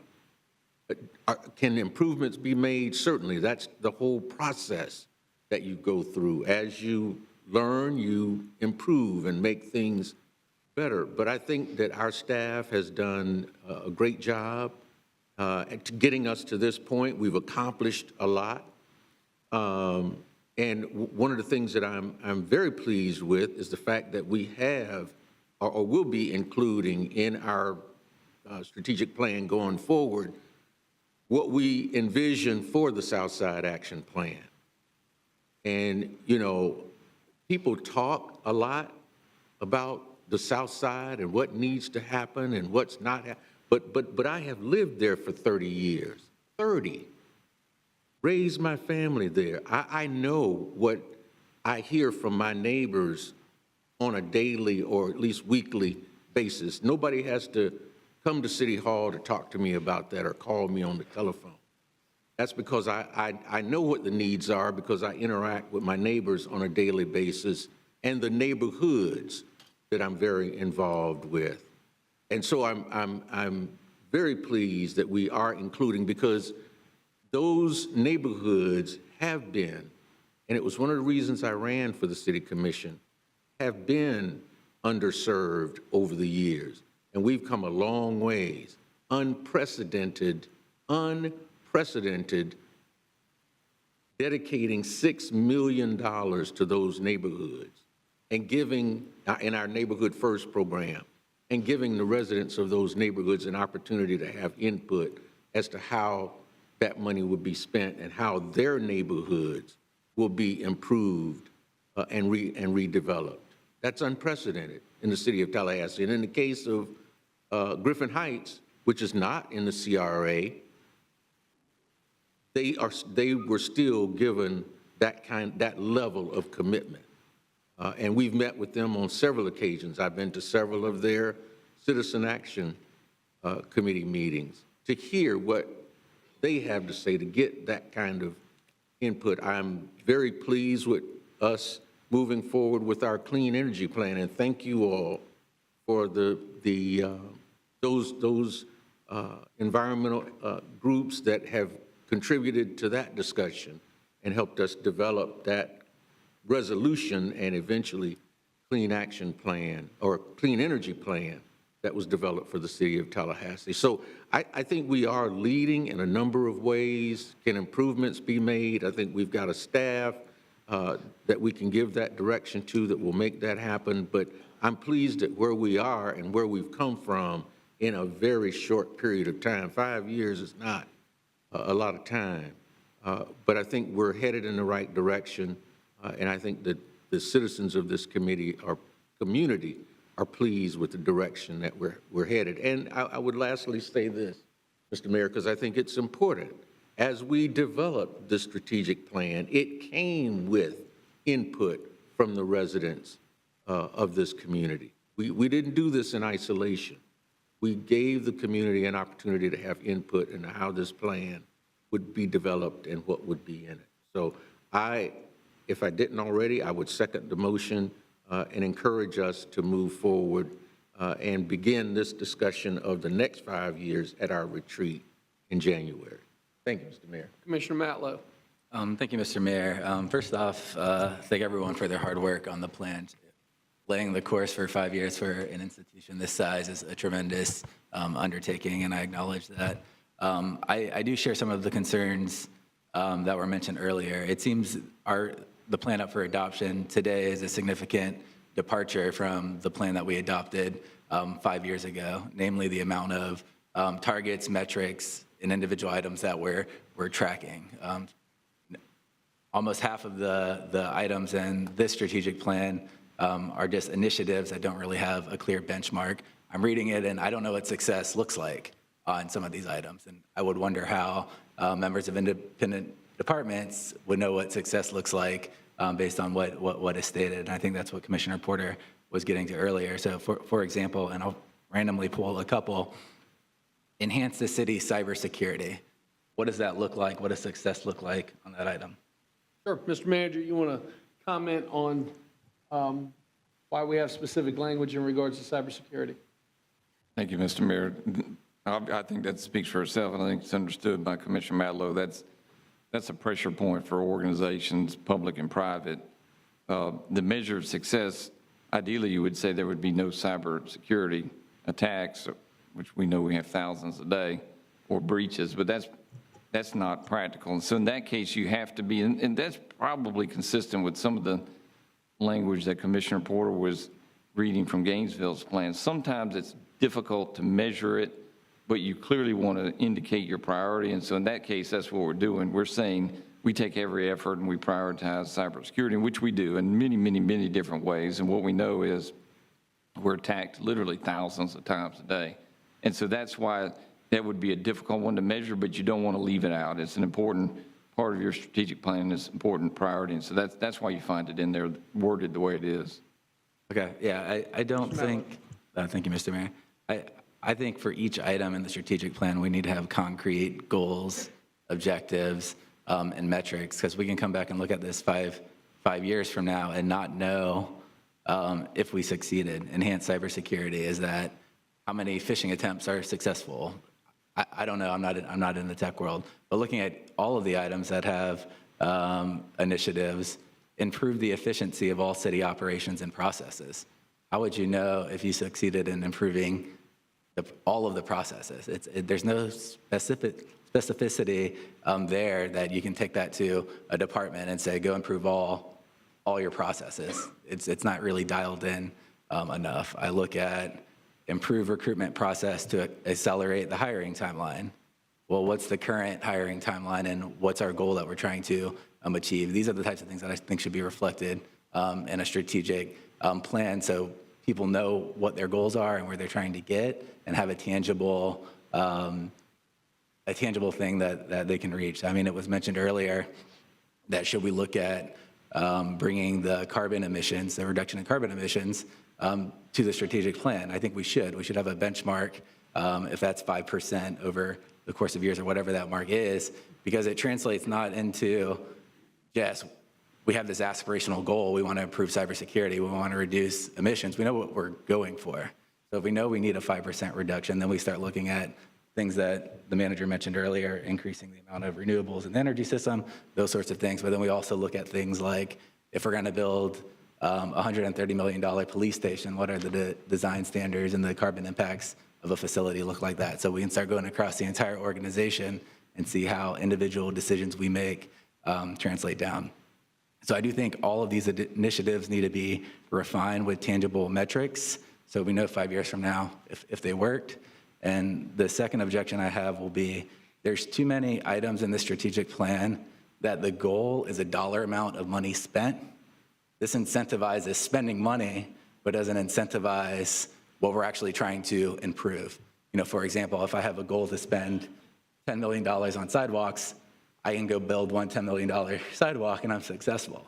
The goal should be the quantity of sidewalks we want to maintain. And while I think some of the dollar amounts are impressive, I think we should really always set our benchmarks and metrics based on the real material impact to our community and not a set dollar amount, because the incentives is kind of mixed up. One of those in the strategic plan is the $600 million for infrastructure upgrades in the Southside Action Plan area. So would that include the stormwater management facilities and blueprint projects that line up in the area, or is that separate spending from the city of Tallahassee? Mr. Manager. Let me ask one of these gentlemen, who has the best handle on that? What's included in that number? Devin, it's out, the point on the south side, Devin Levins. Devin, help us detail, because a lot is bundled into that, because there's so many moving pieces and parts. Say that one more time for me, the way you stated it. So for the $600 million figure, is that budgeted projects that we know about? Is that city spending apart from blueprint? And what type of infrastructure projects? The way we've looked at that now is anything that happens in the south side is part of the Southside Action Plan. So anywhere that funding comes from. So if it's projects that are already capital projects or additional projects that we add, or if we're able to get grants, anything like that for projects. Okay, so would it include stormwater facilities or Capital Cascades Trail and those sorts of things that run through the south side? Yeah, anything that is an infrastructure project in the south side would be captured. Okay, thank you. And I highlight that because, you know, some of these dollars that we're spending in the south side don't improve the south side. If, for example, we built the wastewater treatment facility on the south side of town, that's a significant investment, but there's no value in having that on the south side. Through Blueprint, we're directing a lot of stormwater, which is a great project for the city of Tallahassee through the Cascades project, but it's not relieving flooding impacts to south side neighborhoods. So when we look at the dollar amount spent, it's not a clear metric of what success looks like for certain communities. So that's another one of those, like, let's not look at the dollar impact, let's look at the individual neighborhood impacts. If we're going to look at south side goals, let's look at, you know, how many south side neighborhoods are still adversely impacted by flooding when storms come through. How many don't have, you know, proper sidewalk networks, roadscapes, and all those sorts of things. I would just like to see it get a lot more detailed on these items. I also think poverty was mentioned earlier. You know, frankly, there's only about 8 items for so-called the impact of poverty. And, you know, the most aggressive one, I think, is 425 homes repaired or rehabilitated or reconstructed over 5 years. You know, less than 100 homes a year. We have a poverty rate of 25%, impacting 50,000 plus people. When we had people who are struggling to pay their bills, that number climbs to nearly half of our entire city. So if we're not measuring the rate of poverty in our community or the rate of poverty even in certain areas, these goals we have in place aren't going to move the needle, and I think we should acknowledge that. Thank you, Mr. Mayor. Commissioner Porter. Thank you, Mr. Mayor. I would like to make a substitute motion that we schedule a strategic planning workshop just for discussion on the strategic plan that incorporates the comments that were given tonight with some more detail and specifically a discussion about our clean energy plan and goals and how we can do a better job incorporating that in our strategic plan. Second. Motion on the table that we do not approve the strategic plan this evening, that we hold a workshop on the strategic plan and encourage everybody to do better, and that was seconded by Commissioner Matlow. Okay, on the motion, we've got Commissioner Williams-Cox. I wanted to just, before the motion was made, I wanted to give credit to former Commissioner, Commissioner Elaine Bryant, and the work that she did in working with staff to help develop this strategic plan. Being a strategic plan professional and consultant, highly sought, she got in there and worked with staff to develop this, and I just wanted to make sure that we didn't lose sight of her contribution to this. And I will go ahead and say that I will not support the motion because I thought that the purpose tonight was to give us high-level information regarding the strategic plan and not get into the weeds of the detail because their detail does exist. Otherwise, we would not have been able to go through a 5-year plan without some details that are embedded. In my management training, I was told that the higher you go up, the fewer words you use because people don't have time to dig down, at some level don't have time to dig down into that. I think that if we want an in-depth, a deep dive into the strategic plan, we should schedule time with staff as individual commissioners and go get that done. I, for one, don't have any issue with how we're progressing because I followed this. We were there from the beginning, and we followed this. And to Commissioner Matlow's point, mention of poverty, we can't solve poverty by ourselves. We have other partners that we have to work with to make that happen. And so we're just identifying what we can do. And it doesn't. It also the plan doesn't. It's not the goal. We're not saying the goal is just to spend the money. But if you can't have a plan and don't have some money planned for it, because these things do cost money. So I'm just saying I don't want the public to be confused because we may have some misinformation or misunderstanding of what the goal is here tonight to move this strategic plan forward. I'm ready to move it forward to continue to work on it. We don't put a plan together and just put it on the shelf. It's a work in progress. And progress begins by starting where we are and continue to build upon that. So I won't be supporting the substitute motion. Commissioner Porter. Thank you. I have to say, I really resent you accusing us of spreading misinformation. The detail that I'm asking for is simply not available anywhere. It doesn't exist. It's not available to the public because our plan is not designed the way that I would like to see it be designed. So we can disagree on how we want the strategic plan designed, but the information doesn't exist, and certainly not about this plan since it hasn't been approved. I'm also disappointed that every single time I have ever asked for more time to discuss something, not just for me, but for the public, it has never been supported by the majority of this commission. And I have to say, and I've said it before, anytime any of you want more time, I'm happy to give it. I maybe spent 10, maximum 20 minutes in my comments, and it was clear that my colleagues were annoyed that I was asking questions and having a conversation.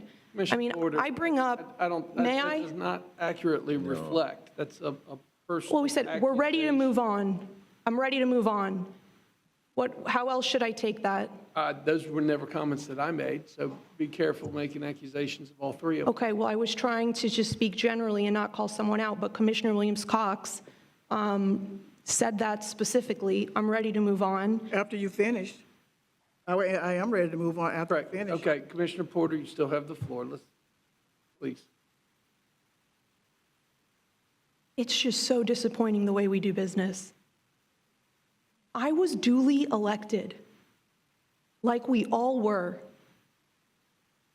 I don't know if that means anything to you, but it means something to the public and it means something to me. So I can see the outcome of this. It's just incredibly disappointing. The strategic plan is one of the most important things that we do, and it was incredible progress when we adopted a strategic plan, and I was not on the commission. And so forgive me if I want to give that my full attention, and I've been following it just like everyone else has. And this is the first time it is coming to us in this format. The first time. We had a week to review this. The public had a week to review this. And it's one of the foundational documents that guides what we're doing for the next 5 years. So I don't think it's unreasonable. I don't think it's an accusation of anyone's abilities to say, hey, can we step back and have a discussion that's devoted just to this because of how important it is? I don't see why we would say no to that, other than to prohibit more conversation and input, which I think can only make the plan better. So it's just disappointing. I don't really understand it. I don't think there's a really good reason. You know, the comment that what we're doing today, that we're just beginning a conversation for the retreat, that's not what's happening. We're adopting a plan for the next 5 years. We're not beginning a conversation. This is the time to have that conversation before we adopt it. I understand that some people may agree, but it's just not. I want to make clear what it is we're doing. We're adopting a plan. And I'll say, I have the time to read the details and fine print. And a lot of these strategic plans, they're not 300 pages. They might be 50 pages. I don't think that's too much for one of the most important documents that guides the next 5 years of our city. Thank you. I'm going to provide a final comment, and then we'll take a vote on the substitute, and then if need be, we'll take a vote on the original motion. Hey, Javante, first and foremost, great job on your presentation today. Certainly do appreciate it. You are the head of the team that leads up the strategic planning initiative, and I think I have the highest respect for your entire team and what y'all do, Dr. Whitley, over there. As you remember, when I first ran for mayor 6 years ago, this was one of, if not the key issue that I ran on, which was developing a strategic plan for the City of Tallahassee, which previous to my term, we did not have one. And so here we are 6 years later. Let me remind you that the strategic plan has been nationally recognized and is an award-winning plan, a plan that other communities from across the United States look to the City of Tallahassee for direction on how to do this. And let me remind you, too, that the plan is not designed to have all of the specific details in the strategic plan itself. That is why department by department, working together and through collaboration, have plans to initiate and move forward with specific elements of strategic plan. Much like the comprehensive plan that guides the development of our community doesn't have or should not have the specifics in it that is for the land development code. And so the way how all of the plans come together and work together, I believe works very well in our community. And I have been very pleased with the strategic plan. I want my friends that are here today that commented on some of the environmental sustainable actions that you brought up, great points. And I continue to look forward to working with you on them. And because this plan might be adopted tonight, does not prohibit us. In fact, it is the beginning. Right. Because I want to remind you, much like the comprehensive plan, the strategic plan is a living document that we change and tweak often. And in fact, we will be having the workshop, Commissioner Porter, coming up that you'd like to have. It's called the Annual Strategic Workshop meeting in January, where we will spend even more time again on the strategic plan, as we should, and to continue to move forward. I'm also very pleased with the sustainable efforts. When we talk about carbon emissions, let me remind you, Javante, I know you know, but over the past 30 years, we have reduced our carbon emissions at city utility by over 90%. In fact, I always say if we were a country, we would have surpassed the Kyoto Protocol and the Paris Accord before any nation in the world ratified them. We do produce more solar electricity per capita, or we are one of the leaders of producing more solar electricity per capita than any other city in the United States. We're one of the top. We were one of the first municipalities in the United States to sign on to the net neutral pledge. And I think that we all still hold that near and dear to our heart, and we're committed to that. So as the community does bring up incredible ideas on how to move forward, yeah, let's work together. But we have to start somewhere, and for me, that somewhere is today with the adoption of the strategic plan. So I wholeheartedly support the original motion on the table. Commissioner Porter, I hear you loud and clear about wanting to continue to work through workshop on this, and I look forward to our annual retreat, which is just one more stop that gives us the opportunity to do so. So I believe we're accomplishing all of our goals this evening that we want to. And so I will not be supporting the substitute motion. I'll be supporting the original motion. And again, Javante, thank you for your hard work and dedication. Thank you for your presentation. I know you want to move forward, but this is an important discussion. Yes, sir. And Commissioner Porter, I've heard you, and I think there's an opportunity to accomplish all that we're trying to accomplish here. I think we can adopt the plan today. But certainly it's not the finality of it. As we move forward, there will be opportunities, Commissioner Porter, to address the issues that you've brought up. I would support you in that. I heard you. I heard what you were saying. And that's the whole process of developing a strategic plan. It improves as you go forward and you learn more things. And so I'm okay with adopting what we've got this evening, even at the retreat, because there will be more things on the agenda than the strategic plan, that we may have some future workshops where we address the issues, Commissioner Porter, that you have raised today. I'm very comfortable with that, and to give you that opportunity to have your voice heard in this process. So I hope that's where we're headed with the original motion if the substitute motion is not adopted here this afternoon. Substitute motion on the table is made by Commissioner Porter, seconded by Commissioner Matlow. All those in favor of the substitute motion signify by saying aye. Aye. All those opposed? Nay. Nay. And the motion fails 3-2 with the mayor, Mayor Pro Tem, and Commissioner Williams-Cox in dissent on the original motion for staff recommendation that was made by Commissioner Williams-Cox, seconded by the Mayor Pro Tem. All those in favor of the motion signify by saying aye. Aye. All those opposed? Nay. And it passes 3-2 with Commissioner Porter and Commissioner Matlow in dissent. We are on item number 12.05. Madam Attorney. Thank you, Mr. Mayor. Item number 12.05 is a request for reimbursement of attorney's fees. Commissioner Porter may want to speak before. Commissioner Porter, you're recognized. Thank you. I'll be recusing myself as there is a conflict of interest. And I've submitted the appropriate paperwork indicating that.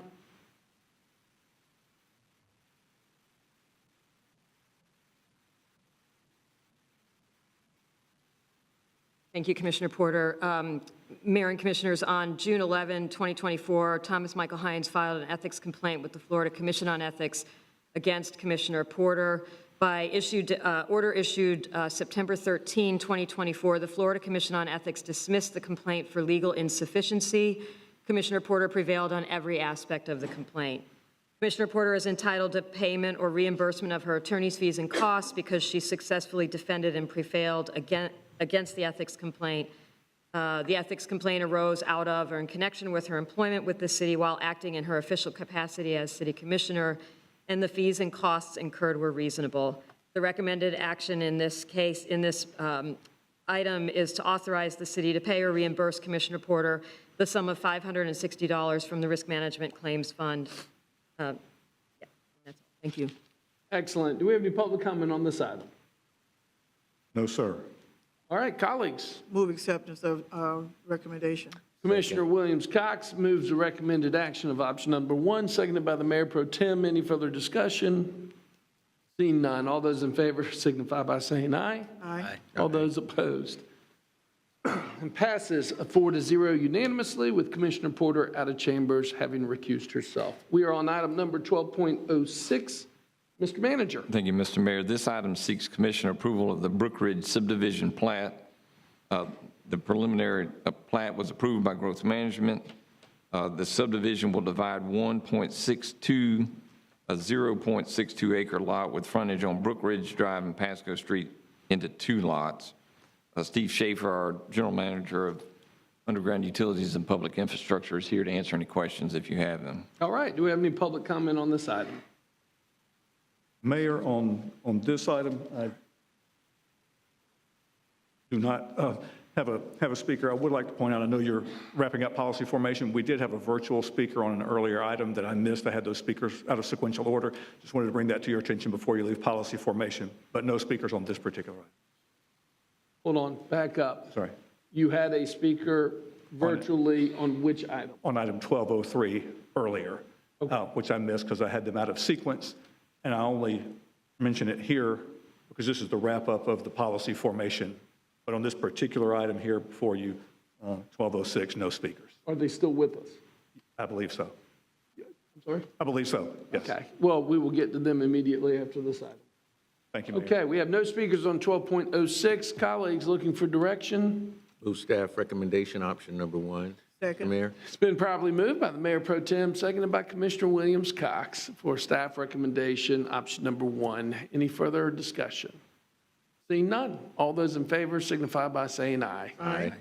All those opposed, passes unanimously 5-0. Do we have any other items to come before us under policy formation and direction? No, sir. Okay, Mr. Cook, let's go back to 12.03 to the virtual speaker. Thank you, Mayor, and my apologies to the speaker. The speaker is Max Epstein. It was on item 1203. You have voted on it, but we communicated to him that if he was still here, he would have an opportunity at some point, so I believe he is still connected. Mr. Epstein, are you with us, sir? Yes, I am. Thank you. Great. Your name and address for the record, please. You have 3 minutes, and the clerk will let you know when there's 30 seconds left. Max Epstein, 1001 San Luis Road. I wish I could be there today, but work calls. I'm not sure.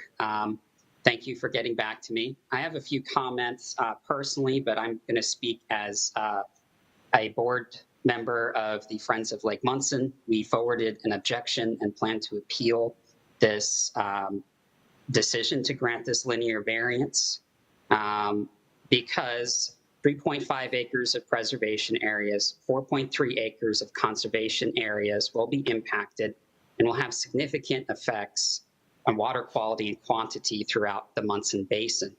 4.3 of those acres are going over active karst features which drain directly to the aquifer. And the mitigation proposed is to pour concrete into it. This is some of the most environmentally sensitive land around. In this area, the state of Florida has strict rules about the granting of variances, and Blueprint has been aware of these environmental features, which are protected. And the linear infrastructure variance also has its own requirements according to the City of Tallahassee. These are our objections. We'll have to do this in the past tense now because according to growth management, no application for such a variance has been submitted, or it is just not available to the public for review. An application for such a variance also must include the need for it, environmental impacts, other alternatives and why they're not feasible, the mitigation, and a cost-benefit analysis. As part of the submission requirements, an environmental impact analysis must evaluate other alternatives and determine appropriate mitigation. The submitted EIA is actually marked as a draft and is not finalized and says additional work is needed. There is also no discussion or evaluation of alternatives, nor have they been presented. The application must also demonstrate the project cannot be redesigned to avoid impacting these areas. Well, an alternate route would be to go to the east of this and actually help redevelop the Alumni Village area and provide a central stormwater system, most likely making it cheaper and better for the community, and completely avoid all of these areas. The applicant must also demonstrate that impacts to these areas are minimized. Well, it's going to almost completely destroy what is there, the huge impact. And once you impact something like this, it's gone. The applicant must also demonstrate that an adequate mitigation will be provided. Well, there's no application, so there's no narrative or justification. And net environmental benefit has not been provided. And also, there has been no required cost-benefit analysis has been developed. So, I was hoping that this would have been heard before you voted on I'll speak personally. I think that there are certainly alternatives here. A lot of the objections to this segment were because they're putting a new road through two sinkhole lakes, karst features, preservation, conservation. There are ways of doing this that will have a benefit and be cheaper. And I hope that you bring this back before the Blueprint Board for discussion. This is important. I heard Mr. White say that this level of detail is not brought before the board.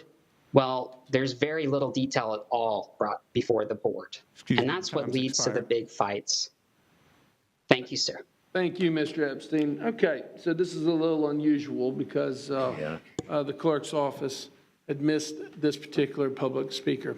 I'm going to ask someone from the majority to please make a motion to reconsider so that we can open this item back up. Have any conversation that anyone might want to have based on the additional testimony, making sure that decisions that are made with all public input, and then we will entertain a motion and move from there. And I need a motion from a member of the majority to make a motion for reconsideration. I would move we reconsider the motion by which that item passed. And it passed on a 3-2 vote, correct? Second. Okay, so there is a motion to reconsider on the table by the Mayor Pro Tem, seconded by Commissioner Williams-Cox. Madam Attorney, for the record, does a motion to reconsider, does that require a supermajority or a simple majority vote? Simple majority. Simple majority. Any discussion on the motion to reconsider? Seeing none. All those in favor of reconsidering signify by saying aye. Aye. All those opposed?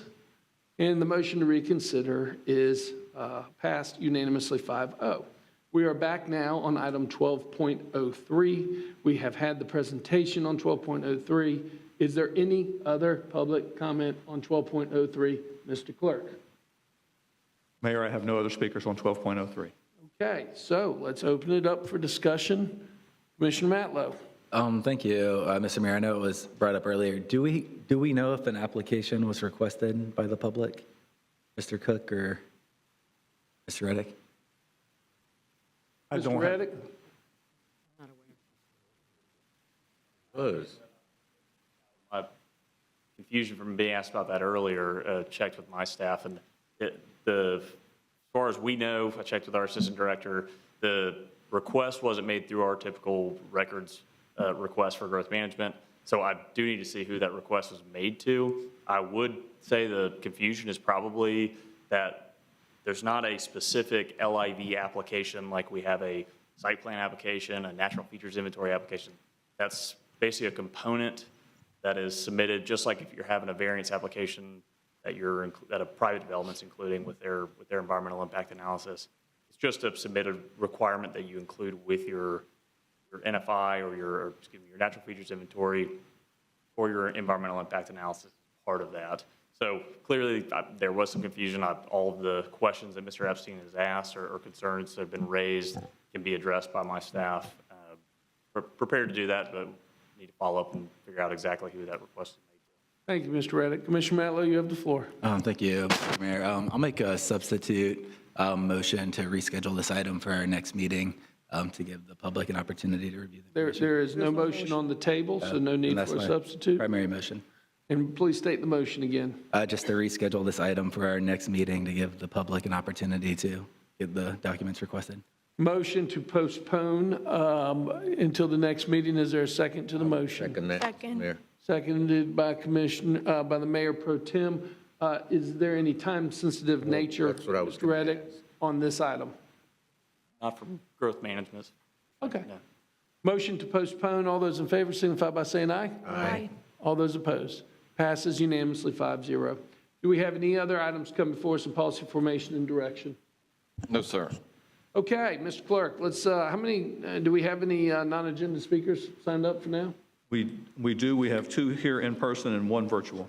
Oh, let's go ahead and hear from the 3, and then we will recess until the 6 o'clock public hearing. Yes, sir. Our first speaker will be Harry Brown. He'll be followed by Bernard Stevens.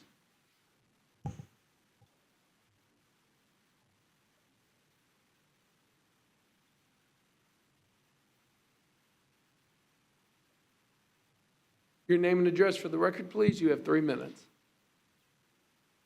Harry Brown, reside at 5431 Crump Road, Tallahassee. I'm here to speak the truth, nothing but the truth, so help me God. You know, I noticed how you operate, and you operate very wrongly in a lot of things you do. But anyway, I see that throughout this city government. There's no ethics seem to be here at all. But I know 20-some years ago, there was a 20-year consent decree between the city and the federal government. And Sharon O'Farney, after 7 years, she made a report to the federal government that the City of Tallahassee had met its requirements. Was that right? I'm talking to you. See, that's what happened. We come here and we talk, and you just ignore people. And I know you ignore me, because when I come to the podium, you turn more orange than you normally or usually are. Was the way Reese Gold handled the hiring of the chief of police, was that right? You are no good. You are worthless. Okay. When Reese Gold hired Mr. Gillum to come as chief of police, he said he was going to pay him $175,000. But after changing his duties and responsibilities, you came and hired Revel and paid him $225,000. Ailey, was that right? You are no good fella.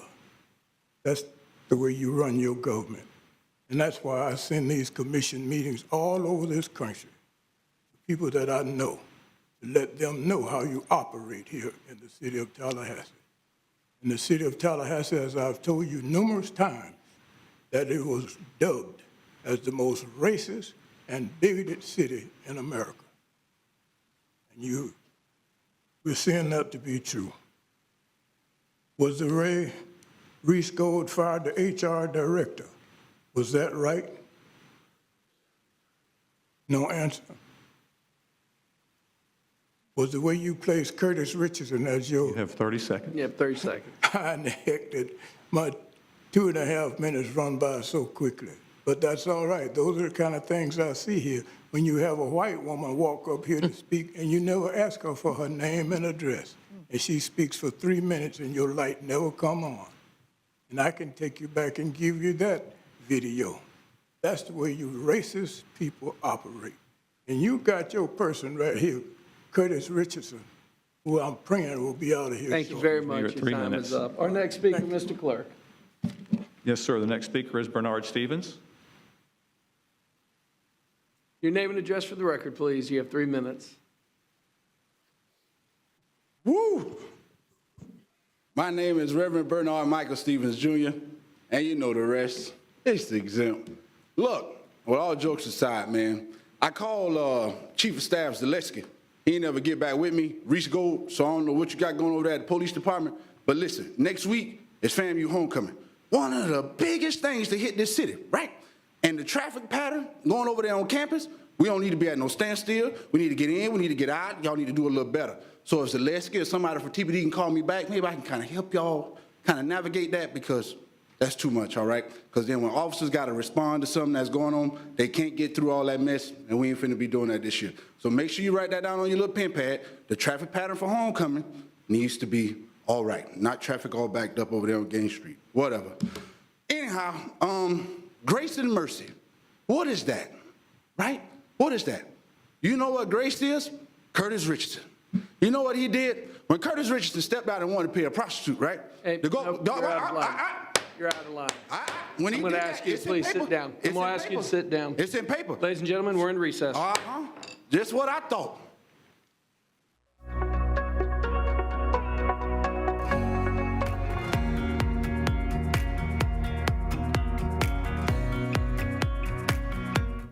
I'm sorry, I'm a minute early, ladies and gentlemen. It's scheduled for 6 and it's 5:59. Let's give it a second.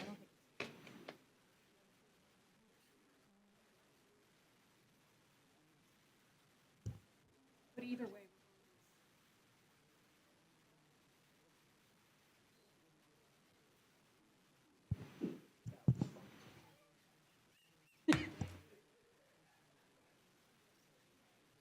Ladies and gentlemen, it is 6 o'clock. I'd like to call the public hearing of the Tallahassee City Commission to order.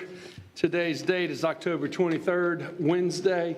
We have 4 items before us. We're on item number 14.01. Madam Attorney. Thank you, Mr. Mayor. Item number 14.01 is the first and only public hearing on ordinance number 24-Z-31, an ordinance of the City of Tallahassee, Florida, designating and including additional territory located on 1.30 acres located at 1715 Capitol Circle Northeast as and in Commercial Parkway CP from Office Residential OR3 on the official zoning map of the City of Tallahassee adopted and established by the City Commission, providing for conflicts, providing for severability, and providing an effective date.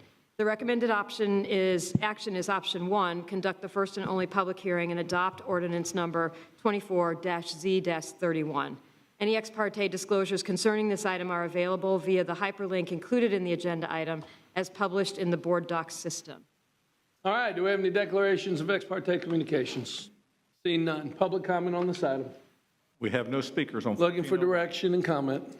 Move option number 1 is recommended by staff, Mr. Mayor. Staff recommendation has been properly moved by the Mayor Pro Tem, seconded by Commissioner Williams-Cox. Further discussion? Further discussion?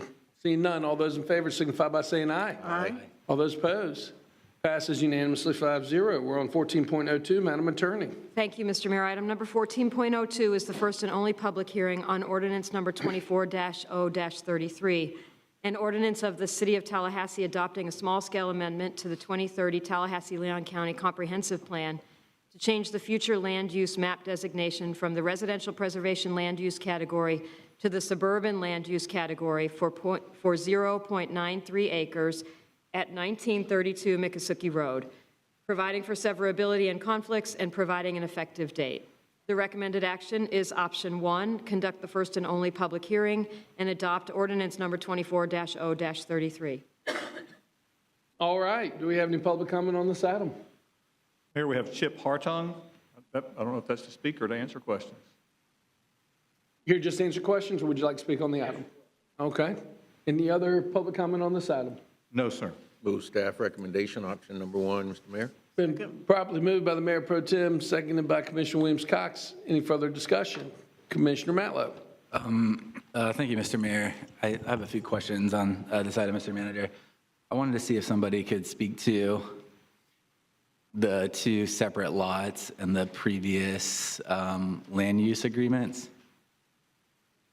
Mr. Mayor, Manager. Mr. White can answer questions. Mr. Artie White, thank you for joining us. Thank you. Hey, so one, I'm trying to get an explanation of the agreements that were in place on the 2 separate parcels, and then a second part of that question, lot 25 seems to be completely within the neighborhood. Well, let me start there. The back parking lot of the existing office, is that a conforming use for that site? That's in neighborhood preservation? Right, it would not be a conforming use of parking lot kind of in and of itself. So just kind of for the public and just general context, this is an existing office and a parking lot, and what we have is a situation where the existing office is in the suburban land use category, and it's in the office residential 2 zoning districts. That's why there's 2 items, this one and the very next one. The parking lot for that office is in residential preservation and residential preservation 2 zoning. And so the request would be to take the parking lot that is a part of the office to suburban with office residential so that the entire office and the parking lot for that office are both in the office residential. So how do we end up with an office parking lot inside neighborhood preservation currently? There's a lot of ways that that happens, unfortunately. It's everything from when the future land use map was originally created, it was basically done by hand using markers. And when it became digitized, sometimes those lines are a little bit thick. Trying to look back to see why there would be a reason that this would be residential. And there's no good reason why this would be residential other than potentially just like a mapping error or something like that, or technology getting better over time. So looking at the lot 26 property, the office, it looks like that was probably formerly a residential home. Was that built for as an office or was that converted? I don't actually know what it was originally built as, but it's been used for an office for quite a while. Okay. And with the fronting on Miccosukee, it's similar to some of the other offices that front Miccosukee Road. Okay. And I don't have a problem with Lot 26 that fronts Miccosukee having some sort of higher use, but Lot 25 that's in the neighborhood that's currently being used as a parking lot, I don't think ever probably should have been used as a parking lot if it's in neighborhood preservation and it abuts a neighboring home. So we're talking about a more intense use, and it seems to be that lot is the only parking facility that office would be able to utilize, and the only way to access it would be to enter into the neighborhood road. Is that correct? Potentially, there may be a way to have an access off of Miccosukee. It would have to go through that process.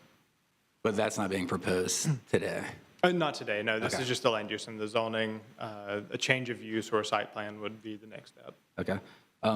Yeah, commissioners, I think maintaining the neighborhood preservation boundaries we have is the whole reason we have that land use category. You know, as we trickle and add one property back, how many properties do you go back before the commercial intensity starts to rise? I understand the office now with that parking lot doesn't drive as much traffic as a more commercial use as being proposed, but I do think approving this today will drive more traffic into, and not Miccosukee, into that neighborhood, Coal Acres Road, or yeah, it's Coal Acres, I believe, right there. So, I mean, we can look at examples of where things like that have failed with really intense uses. You know, if it were and that's not being proposed today, but a drive-through restaurant, we would never propose pulling in there, but we are proposing to change from neighborhood preservation to something more intense with no means of the traffic being addressed otherwise going in to that neighborhood. And, you know, that means as people pull in and pull out, it creates longer waits for the neighborhood, it creates more traffic pulling in, it creates turnaround situations. So, I think if it was being proposed and there was access on Miccosukee on that corridor solely, and that's what we were looking at, I think it would make sense to look and see if it merits a change, but I don't think it's actually compatible with neighborhood preservation to continue to move back forward through access through a neighborhood road. It just doesn't make sense. Thank you, Mr. Mayor. Any further comment? I have a question. Commissioner Williams-Cox. In regards to Commissioner Matlow's comments, I'm looking to see, was there any input from nearby neighbors? Because I know that letters go out to a certain, is it 1,000 feet or what have you? So I'm looking to see, has any neighbors provided any opposition? Thank you, Commissioner. We did send the notification out to the residents in the nearby area as well as the homeowners associations. At the local planning agency, there was one person who came and spoke. I think they were speaking on behalf of a few other people who are concerned generally about traffic and noise and some of those kind of things that you typically would hear citizens express concerns about. I think one of the things to kind of note here is the office residential zoning district in and of itself is intended to be kind of a transitionary zoning district. So you would kind of use that oftentimes to buffer a residential neighborhood from like an arterial road or from more intense uses. So that's why we look at the office residential 2 zoning district and kind of deem it an appropriate zoning district there because it does provide a buffer where you kind of transition from a residential neighborhood to an arterial road or a higher classification road with more intense uses, kind of separating it. And so, when it goes through the change of use process or a site plan process or something with the growth management department, they would have to look at things like traffic and some of those other site considerations. So that's not something that we evaluate specifically at this stage, but it is definitely something that gets looked at. And so that was the concern expressed from the person who spoke at the local planning agency meeting. Thank you. So Artie, two questions. I am assuming that this action will also correct what sounds like this property was grandfathered in, whether it was due to Scrivener error back in the day when everything was done by pen or whatnot. It has been operating as a non-conforming, and this situation pre-existed the code, correct? This pre-existed at least the comprehensive plan. And so when we looked at the comp plan side of it with the residential preservation land use and the suburban land use, we wouldn't typically see that today. So there's a good chance that this non-conforming use pre-existed the comp plan and the provisions for that. And I'm familiar with the stretch of Miccosukee Road. However, I'm trying to remember, and I'm having a hard time identifying on the map. When you're on Miccosukee heading northeast, okay, towards Capitol Circle, that particular stretch, isn't there a median in the middle, and then there is a cut for a left-hand turn on Coal Acre Drive, correct? I believe that is correct, but I'd need to confirm that with an aerial. I don't remember off the top of my head. So to take in the traffic concerns, and I agree with Commissioner Matlow that this is not ideal and should be taken into consideration. However, I am assuming that our code would prohibit a left-hand turn that would require a cut simply meters away from an already pre-existing cut to do a left-hand turn on the Coal Acres Drive. Is that correct? I don't know the answer to that question off the top of my head. I'd have to look at the code. The bottom line is I don't see it as a true transportation option of only being able to access the property off of Miccosukee Drive. I'm going to support the item. And yeah, these things happen where we have these old cases that come before us. And this is one of those interesting ones. Absolutely. Commissioner Matlow. Thank you, Mr. Mayor. So just for clarification on that, there is an existing cut to the office building from Miccosukee to access the front parcel. The back parcel that's into the neighborhood is perfectly fine in neighborhood preservation. It's a great site that a single-family home could be built on within our current codes, and that's the appropriate use for that site. What makes this unique is they've expanded from the Miccosukee parcel and are using the second lot as an office for the front parcel, which isn't conforming with neighborhood preservation. So my question is, as we move that line, would we go 4 houses back if there weren't houses there? Would we go 6 houses back just because they are owned by a similar property owner? So I don't think it makes sense to increase the use if the only access, to make a change where the only access is a neighborhood road. That's just inconsistent with our planning principles and that's the whole point of neighborhood preservation, is to keep the small scale residential units together without driving large amounts of traffic into neighborhoods. Thank you, Mr. Mayor. All right. Commissioner Porter. Thank you. I have a quick question. So approving this, the reason for this request is because they're trying to put a veterinary office there, and they need that parking for the vet's office? That's correct. They're trying to convert the publishing office into a vet office.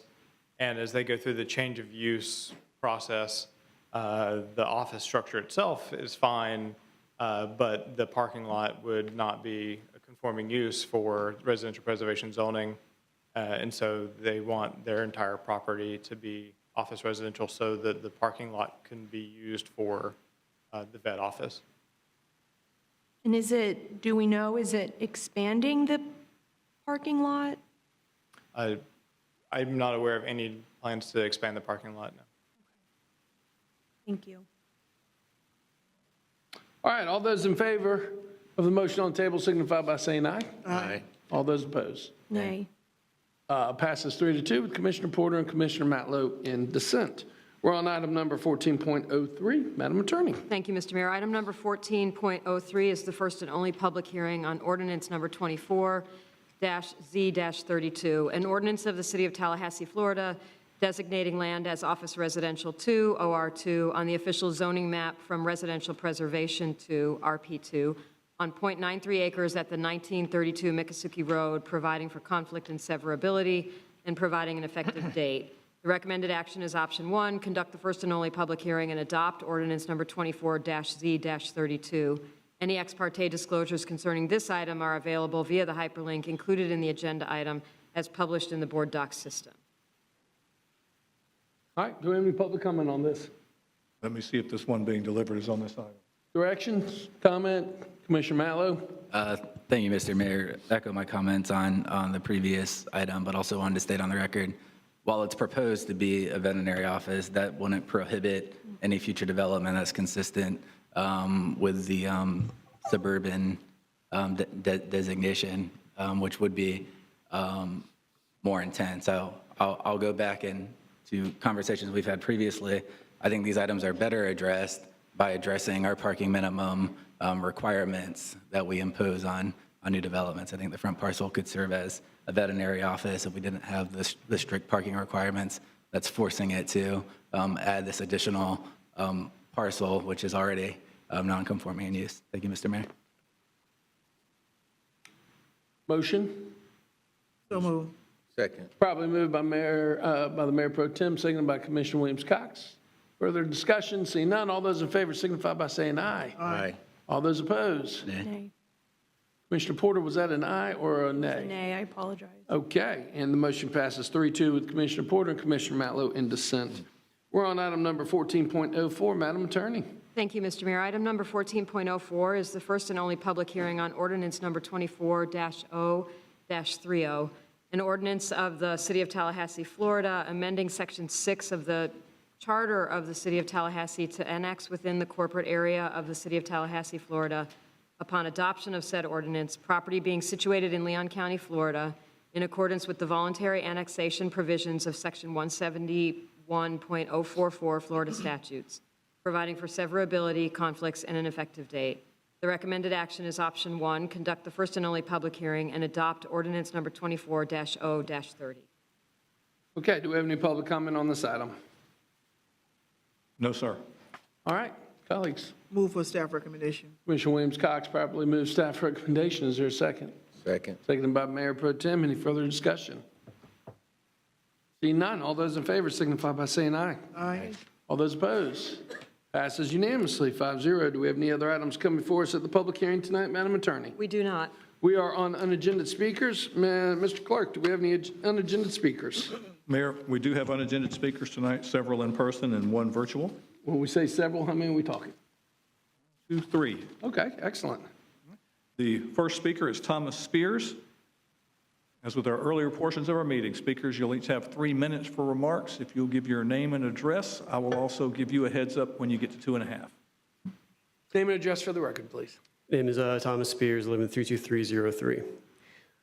So this will be the last commission meeting before the general elections. Nationally, we have the choice between a white supremacist proto-fascist on the one hand, and on the other hand, we have the supposed opposition who has accepted with open arms every endorsement from the greatest ghouls and demons of the past 25 years. Can you imagine accepting the endorsement of Dick Cheney? Just as one example. Locally, in any case, there is an important choice to be made for the sake of this commission. The people of Tallahassee need to pay close attention to what happens after this election. There's an opportunity to make this commission one that will actually put the people first instead of the developers. The commission has spoken well about supporting the Civilians Police Review Board.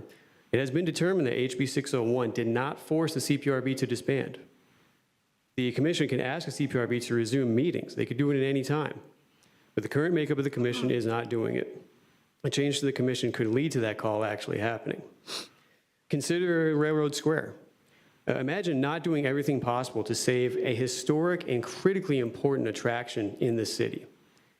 The mayor is outwardly against buying Railroad Square, even voting against option 1, which was just to kick the can down the road and decide later. I see a common thread between purchasing Railroad Square and the situation in the Canopy neighborhood with the Circle K. Both cases are ones where landlords are exerting their influence over the residents without any regard to their considerations. In both cases, the majority of the commission is throwing their hands up and saying that there's little to nothing that can be done. A change in this commission could change that behavior. There can always be millions for developers. There can be over $135 million so that the police station can have a water park or whatever, but there can't be affordable housing, there can't be any improvements to public transportation, and there can't even be a great public attraction like Railroad Square. The people of Tallahassee need to pay close attention to what happens in town, no matter the outcome, and consider how different things can be if the current makeup of the commission is changed. Thank you. Our next speaker, please. Next speaker is Aiden, followed by Catherine Kurzweil. Name and address for the record, please. My name is Aiden. My address is exempt. At the last city commission meeting just 1 week ago, when asked about the future of Frenchtown Rising, Mayor John Daly, as well as Commissioner Diane Williams-Cox, said they wanted a, quote, to the penny detail of the budget for the festival. You'd think this would be a fair request, but instead it just shows the hypocrisy of our city commission, who did not demand the same of the Tallahassee Police Department, whose budget ballooned to $135 million with zero transparency and zero even fake concern from our frugal and just mayor. Again, Tallahassee Community Action Committee recognizes the failure of our city to hold its institutions accountable and demands the reinstatement of the Citizens Police Review Board and a reversal of the city charter restricting its right to stronger civilian oversight. What happened to Calvin Riley must never happen again, and officers Kirsten Oliver and Margaret Muth must be held accountable for their corrupt actions. Tallahassee Police Department and this commission must answer to the people instead of insulting them and ignoring them. I yield my time. Our next speaker, please. Catherine Kurzweil. Name and address for the record, please. Catherine Kurzweil, and my address is exempt. It is of utmost importance that the City Commission reinstates the CPRB. We need to make sure that police are held accountable for their punishable actions. What happened to Calvin Riley is a perfect example of why police cannot be trusted to review themselves. There needs to be a board of active community members who can hold them accountable. If you listen to the people of our community, you will see that reinstating the CPRB is beneficial to every citizen. This is why it should be added as an agenda item to the next City Commission meeting. And at the very, very least, there should be a public apology from the City Commissioners to the Riley family, because what happened is just unacceptable. We must have the CPRB review Kirsten Oliver and Margaret Muth's conduct when it is restored. We demand the City Commission advocates for a retrial for Calvin Riley, and TPD release an official apology to the Riley family. I yield my time. Our next speaker, please. Mayor, that's the last speaker in person. We have one virtual speaker, Franklin Perez. Name and address for the record, please. You have 3 minutes, and we'll let you know when you're at 30 seconds. Hi, this is Franklin Perez. Can you hear me? Yes, sir. Great. My name is Franklin Perez. My address is 4250 Alafaya Trail, Oviedo, Florida. I demand the following from the Tallahassee City Commissioners. 1, reject the $135 million Tallahassee Police Station. 2, no more money to the Tallahassee Police Headquarters. No more funding to the Tallahassee Police Department. 3, restore and reinstate the Citizens Police Review Board and reverse the city charter restricting its right to stronger civilian oversight. 4, have the Citizens Police Review Board review Tallahassee police officers Kirsten Oliver and Margaret Muth's conduct when it is restored. 5, advocate for a retrial for Calvin Riley and the Tallahassee Police Department released an official apology to the Riley family.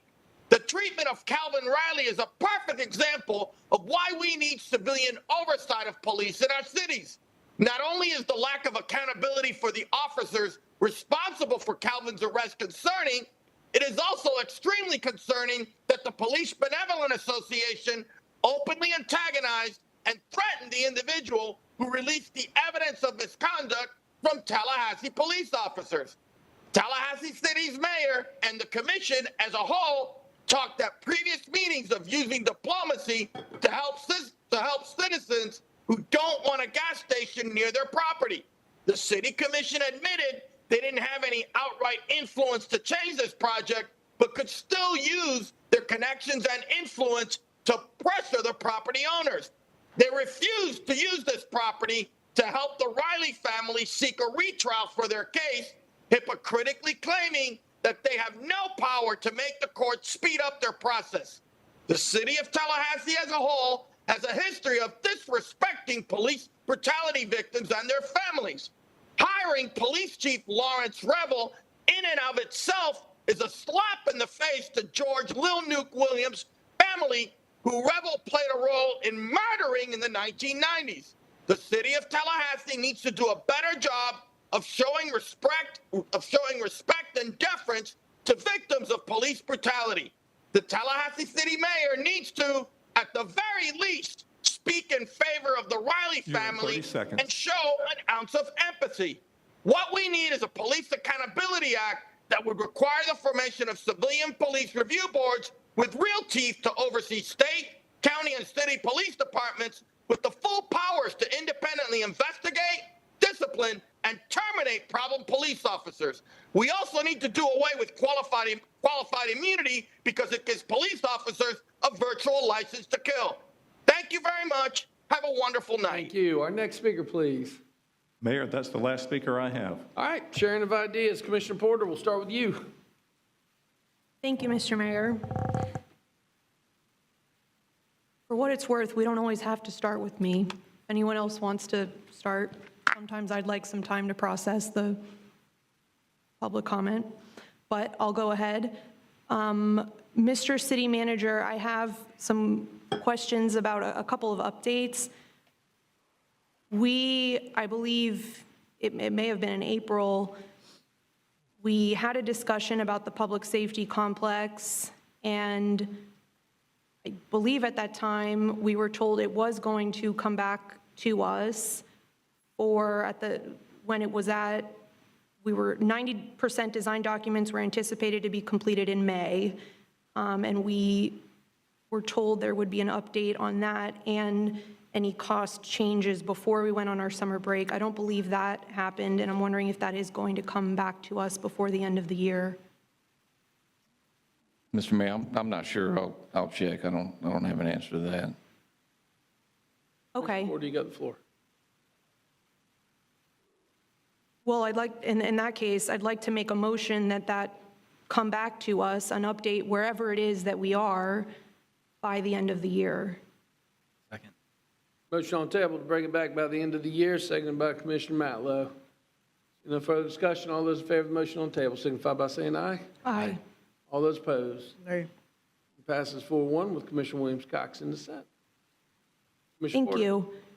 I was also wondering when we can expect the urban forest master plan recommendations to come back to us. This was a motion I made over a year and a half ago that was supported unanimously, that we review the recommendations, our progress on the recommendations made by the urban forest master plan. Did we make recommendations? No, Mr. Mayor, and you may recall that was the original discussion, and then you have since voted, Commissioner Porter, I believe you made a motion and the commission voted to have it brought back before the end of the year. And so that's on schedule for that. That's my recollection of where we are with that. Okay, it wasn't I didn't remember there being an end date, but if it's by the end of the year, that will have been almost 2 years, so we'll have that conversation then. I also wanted to follow up on the report and any progress or update on the unmarked grave sites at the Capital City Country Club Cemetery. That was a conversation that we had 3 years ago, and there was a committee, and I'd made a motion that was supported for an update on that. Any update? I don't have one right now, but I'll be happy to get an update. Yeah, that was I'm very familiar with it. I think I remember the item. That's where the grave sites were on Capital City's That's correct. property, and I thought that didn't they build something to present, yeah, call up the I'll get country an club update. and see if we can get, The update won't be from the country club. They've given us permission. We worked through that issue. oh, okay. They didn't have to do that. That was a big hurdle. We cleared that, but yeah, I'll be happy to get an update on that. Great. Commissioner Porter, you have the floor. Thank you. And I also wanted to ask if we had an update for the direction we gave to honor the contributions of Mr. Wanish to this community. When we renamed Wanish Way, we gave direction to come up with some ideas to recognize his service. Is that still Staff at the is working on Citizens that. Committee? No, sir, that's staff is working on that. There is some recognition of Mr. Wanish, and so they're compiling everything. So they're working on that. I know that's in progress. Got it. Thank you. And then I was also hoping that I haven't heard back, it's been a little while, but I would like to schedule a tour of the animal shelter. I've been trying to set that up, and I haven't heard back from anyone. So if someone could get back to me so that I could get a tour of the animal shelter. You call them directly? Have you checked We with my went office? through your office, and we haven't heard back.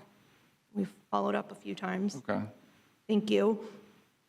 And then finally, based on the conversation we had at the CRA about the Bicentennial Park, I was hoping that I would, if it's appropriate, make a motion to have an item come back to us about the Clayman Plaza renovations and where we are with that, what direction. I think that might have been before my time. I'm not really familiar with everything that goes into that plan, but we had a conversation about the bathrooms, and so I would like to learn more about it and maybe have that discussion publicly with input, especially with different plans going on downtown, to make sure that we're complementing the efforts of the DIA, of the Bicentennial Park. It just seems like an overdue discussion, at least as far as I'm concerned, since I haven't been involved in that conversation. So I'll make a motion. I mean, unless you have an update now that can give me more clarity. I understand we're doing some significant renovations, and I just want to be in the loop. Yeah, and we're happy to handle that however you wish, commissioners. That it's not, renovation probably is not the right word. In the case of the Clayman Plaza parking garage, as well as the northern wall of the City Hall parking garage, remediation is necessary because we have water intrusion, very similar to what we see going on at the Capitol, what happened at the county garage some years ago. So we're in that phase of life that the structure itself needs to be remediated. It will be extensive. It's very utilitarian in nature. Road will have to be dug up to some degree, and waterproofing, things like this. And so that's been in the capital plan for some time. We're getting closer to that. It will involve some destruction of, like I said, the road's got to be dug up, and the Clayman Plaza, the green space in Clayman Plaza will clearly be altered because that's where the garage is. And so I'm happy to send an email update. I mean, we're progressing on that. It's a very comprehensive project, but it's pretty utilitarian in nature to restore the garage and protect it and make sure it's, functional for years to come. So would you need any direction from us? Like, where do the bathrooms fit into this? Mr. Mayor, and actually, you probably, this group probably is better informed than I am because I know the discussion happened at the CRA. There are bathrooms on Clayman Plaza that are not Right. serviceable today. Right. They will be disturbed, that area will be disturbed, and I think generally speaking, the plan is to put things back together to where they're functional, and well used. That includes the plaza area. That would impact those bathrooms that are there that haven't been serviceable for many years. And so that's part of it. But anything we're disturbing, we'll put it back together in good working form. So that would be part of the scope of the project. That's obviously small compared to the overall scope of the project. But all of that top area is going to be disturbed. and will have to be put back together. Okay, thank you. Part of the reason I ask is because I believe at one point in my meetings with KCCI, because I raised the issue of the bathrooms at Clement Plaza, and I thought that I may have been told that it wasn't clear whether they would actually reopen after the renovation. So I wasn't sure if that was the case or if you needed that direction. But I think an email update to start would be, or overview would be fine by me. And then depending on that, I guess my goal is we all want to see downtown activated, and we're doing a lot of cool things to accomplish that end. And if there is an opportunity to take advantage of whatever we have to do structurally already, to do it then, if it makes sense. I mean, I want to familiarize myself more with what we're doing that would enhance or complement other efforts downtown, then I would want to take advantage of that opportunity. Thank you. Mr. Mallow. Thank you, Mr. Mayor.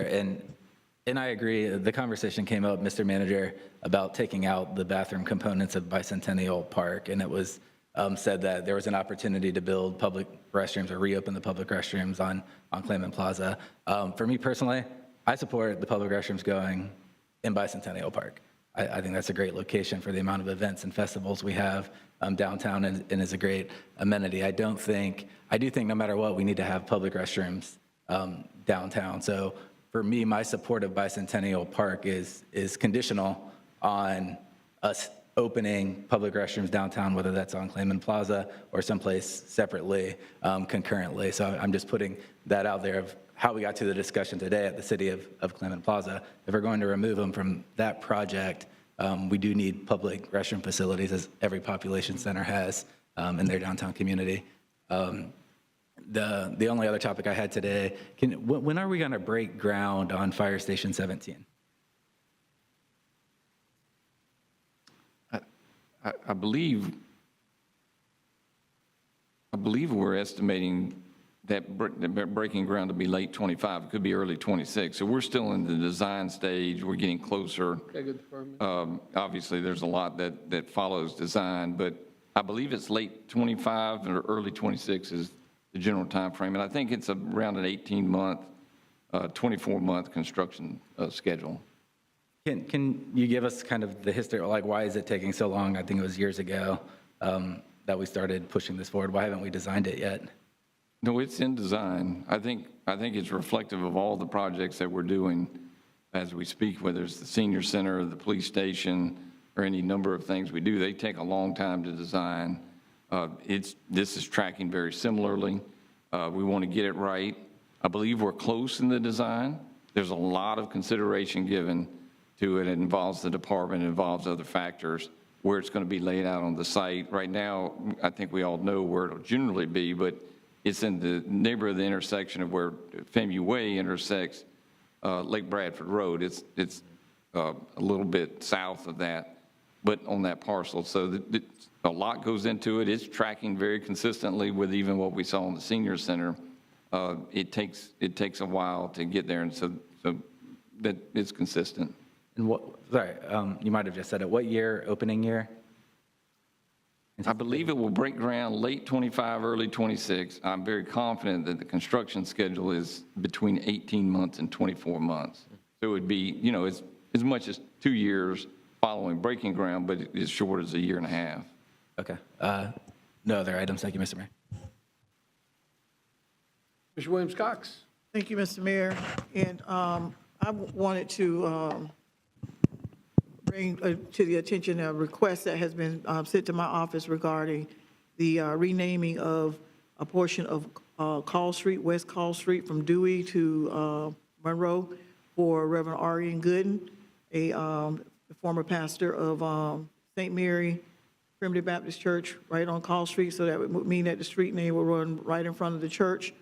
And it has received a letter of support from Reverend R.B. Holmes Jr., who is the pastor of Bethel, which is the neighboring church. and others in the community. The request came to us from Delatry Hollinger and Ms. Jacqueline Perkins, the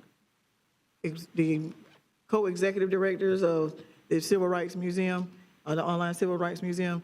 And so I would ask the support of my colleagues to ask for an agenda item to come back to share with us what would be required to make that happen. So that would, I would like make the motion that we would ask for an agenda item to come back to let us know what would need to be done to do the renaming of that portion of Call Street. Second. Motion's been made by Commissioner Williams-Cox, seconded by the Mayor Pro Tem. Any further discussion? Seeing none, all those in favor signify by saying aye. Aye. All those opposed? Passes unanimously 5-0. Thank you, and that is all that I have. Mayor Pro Tem. Yeah, don't have anything at this point. All right, we are adjourned.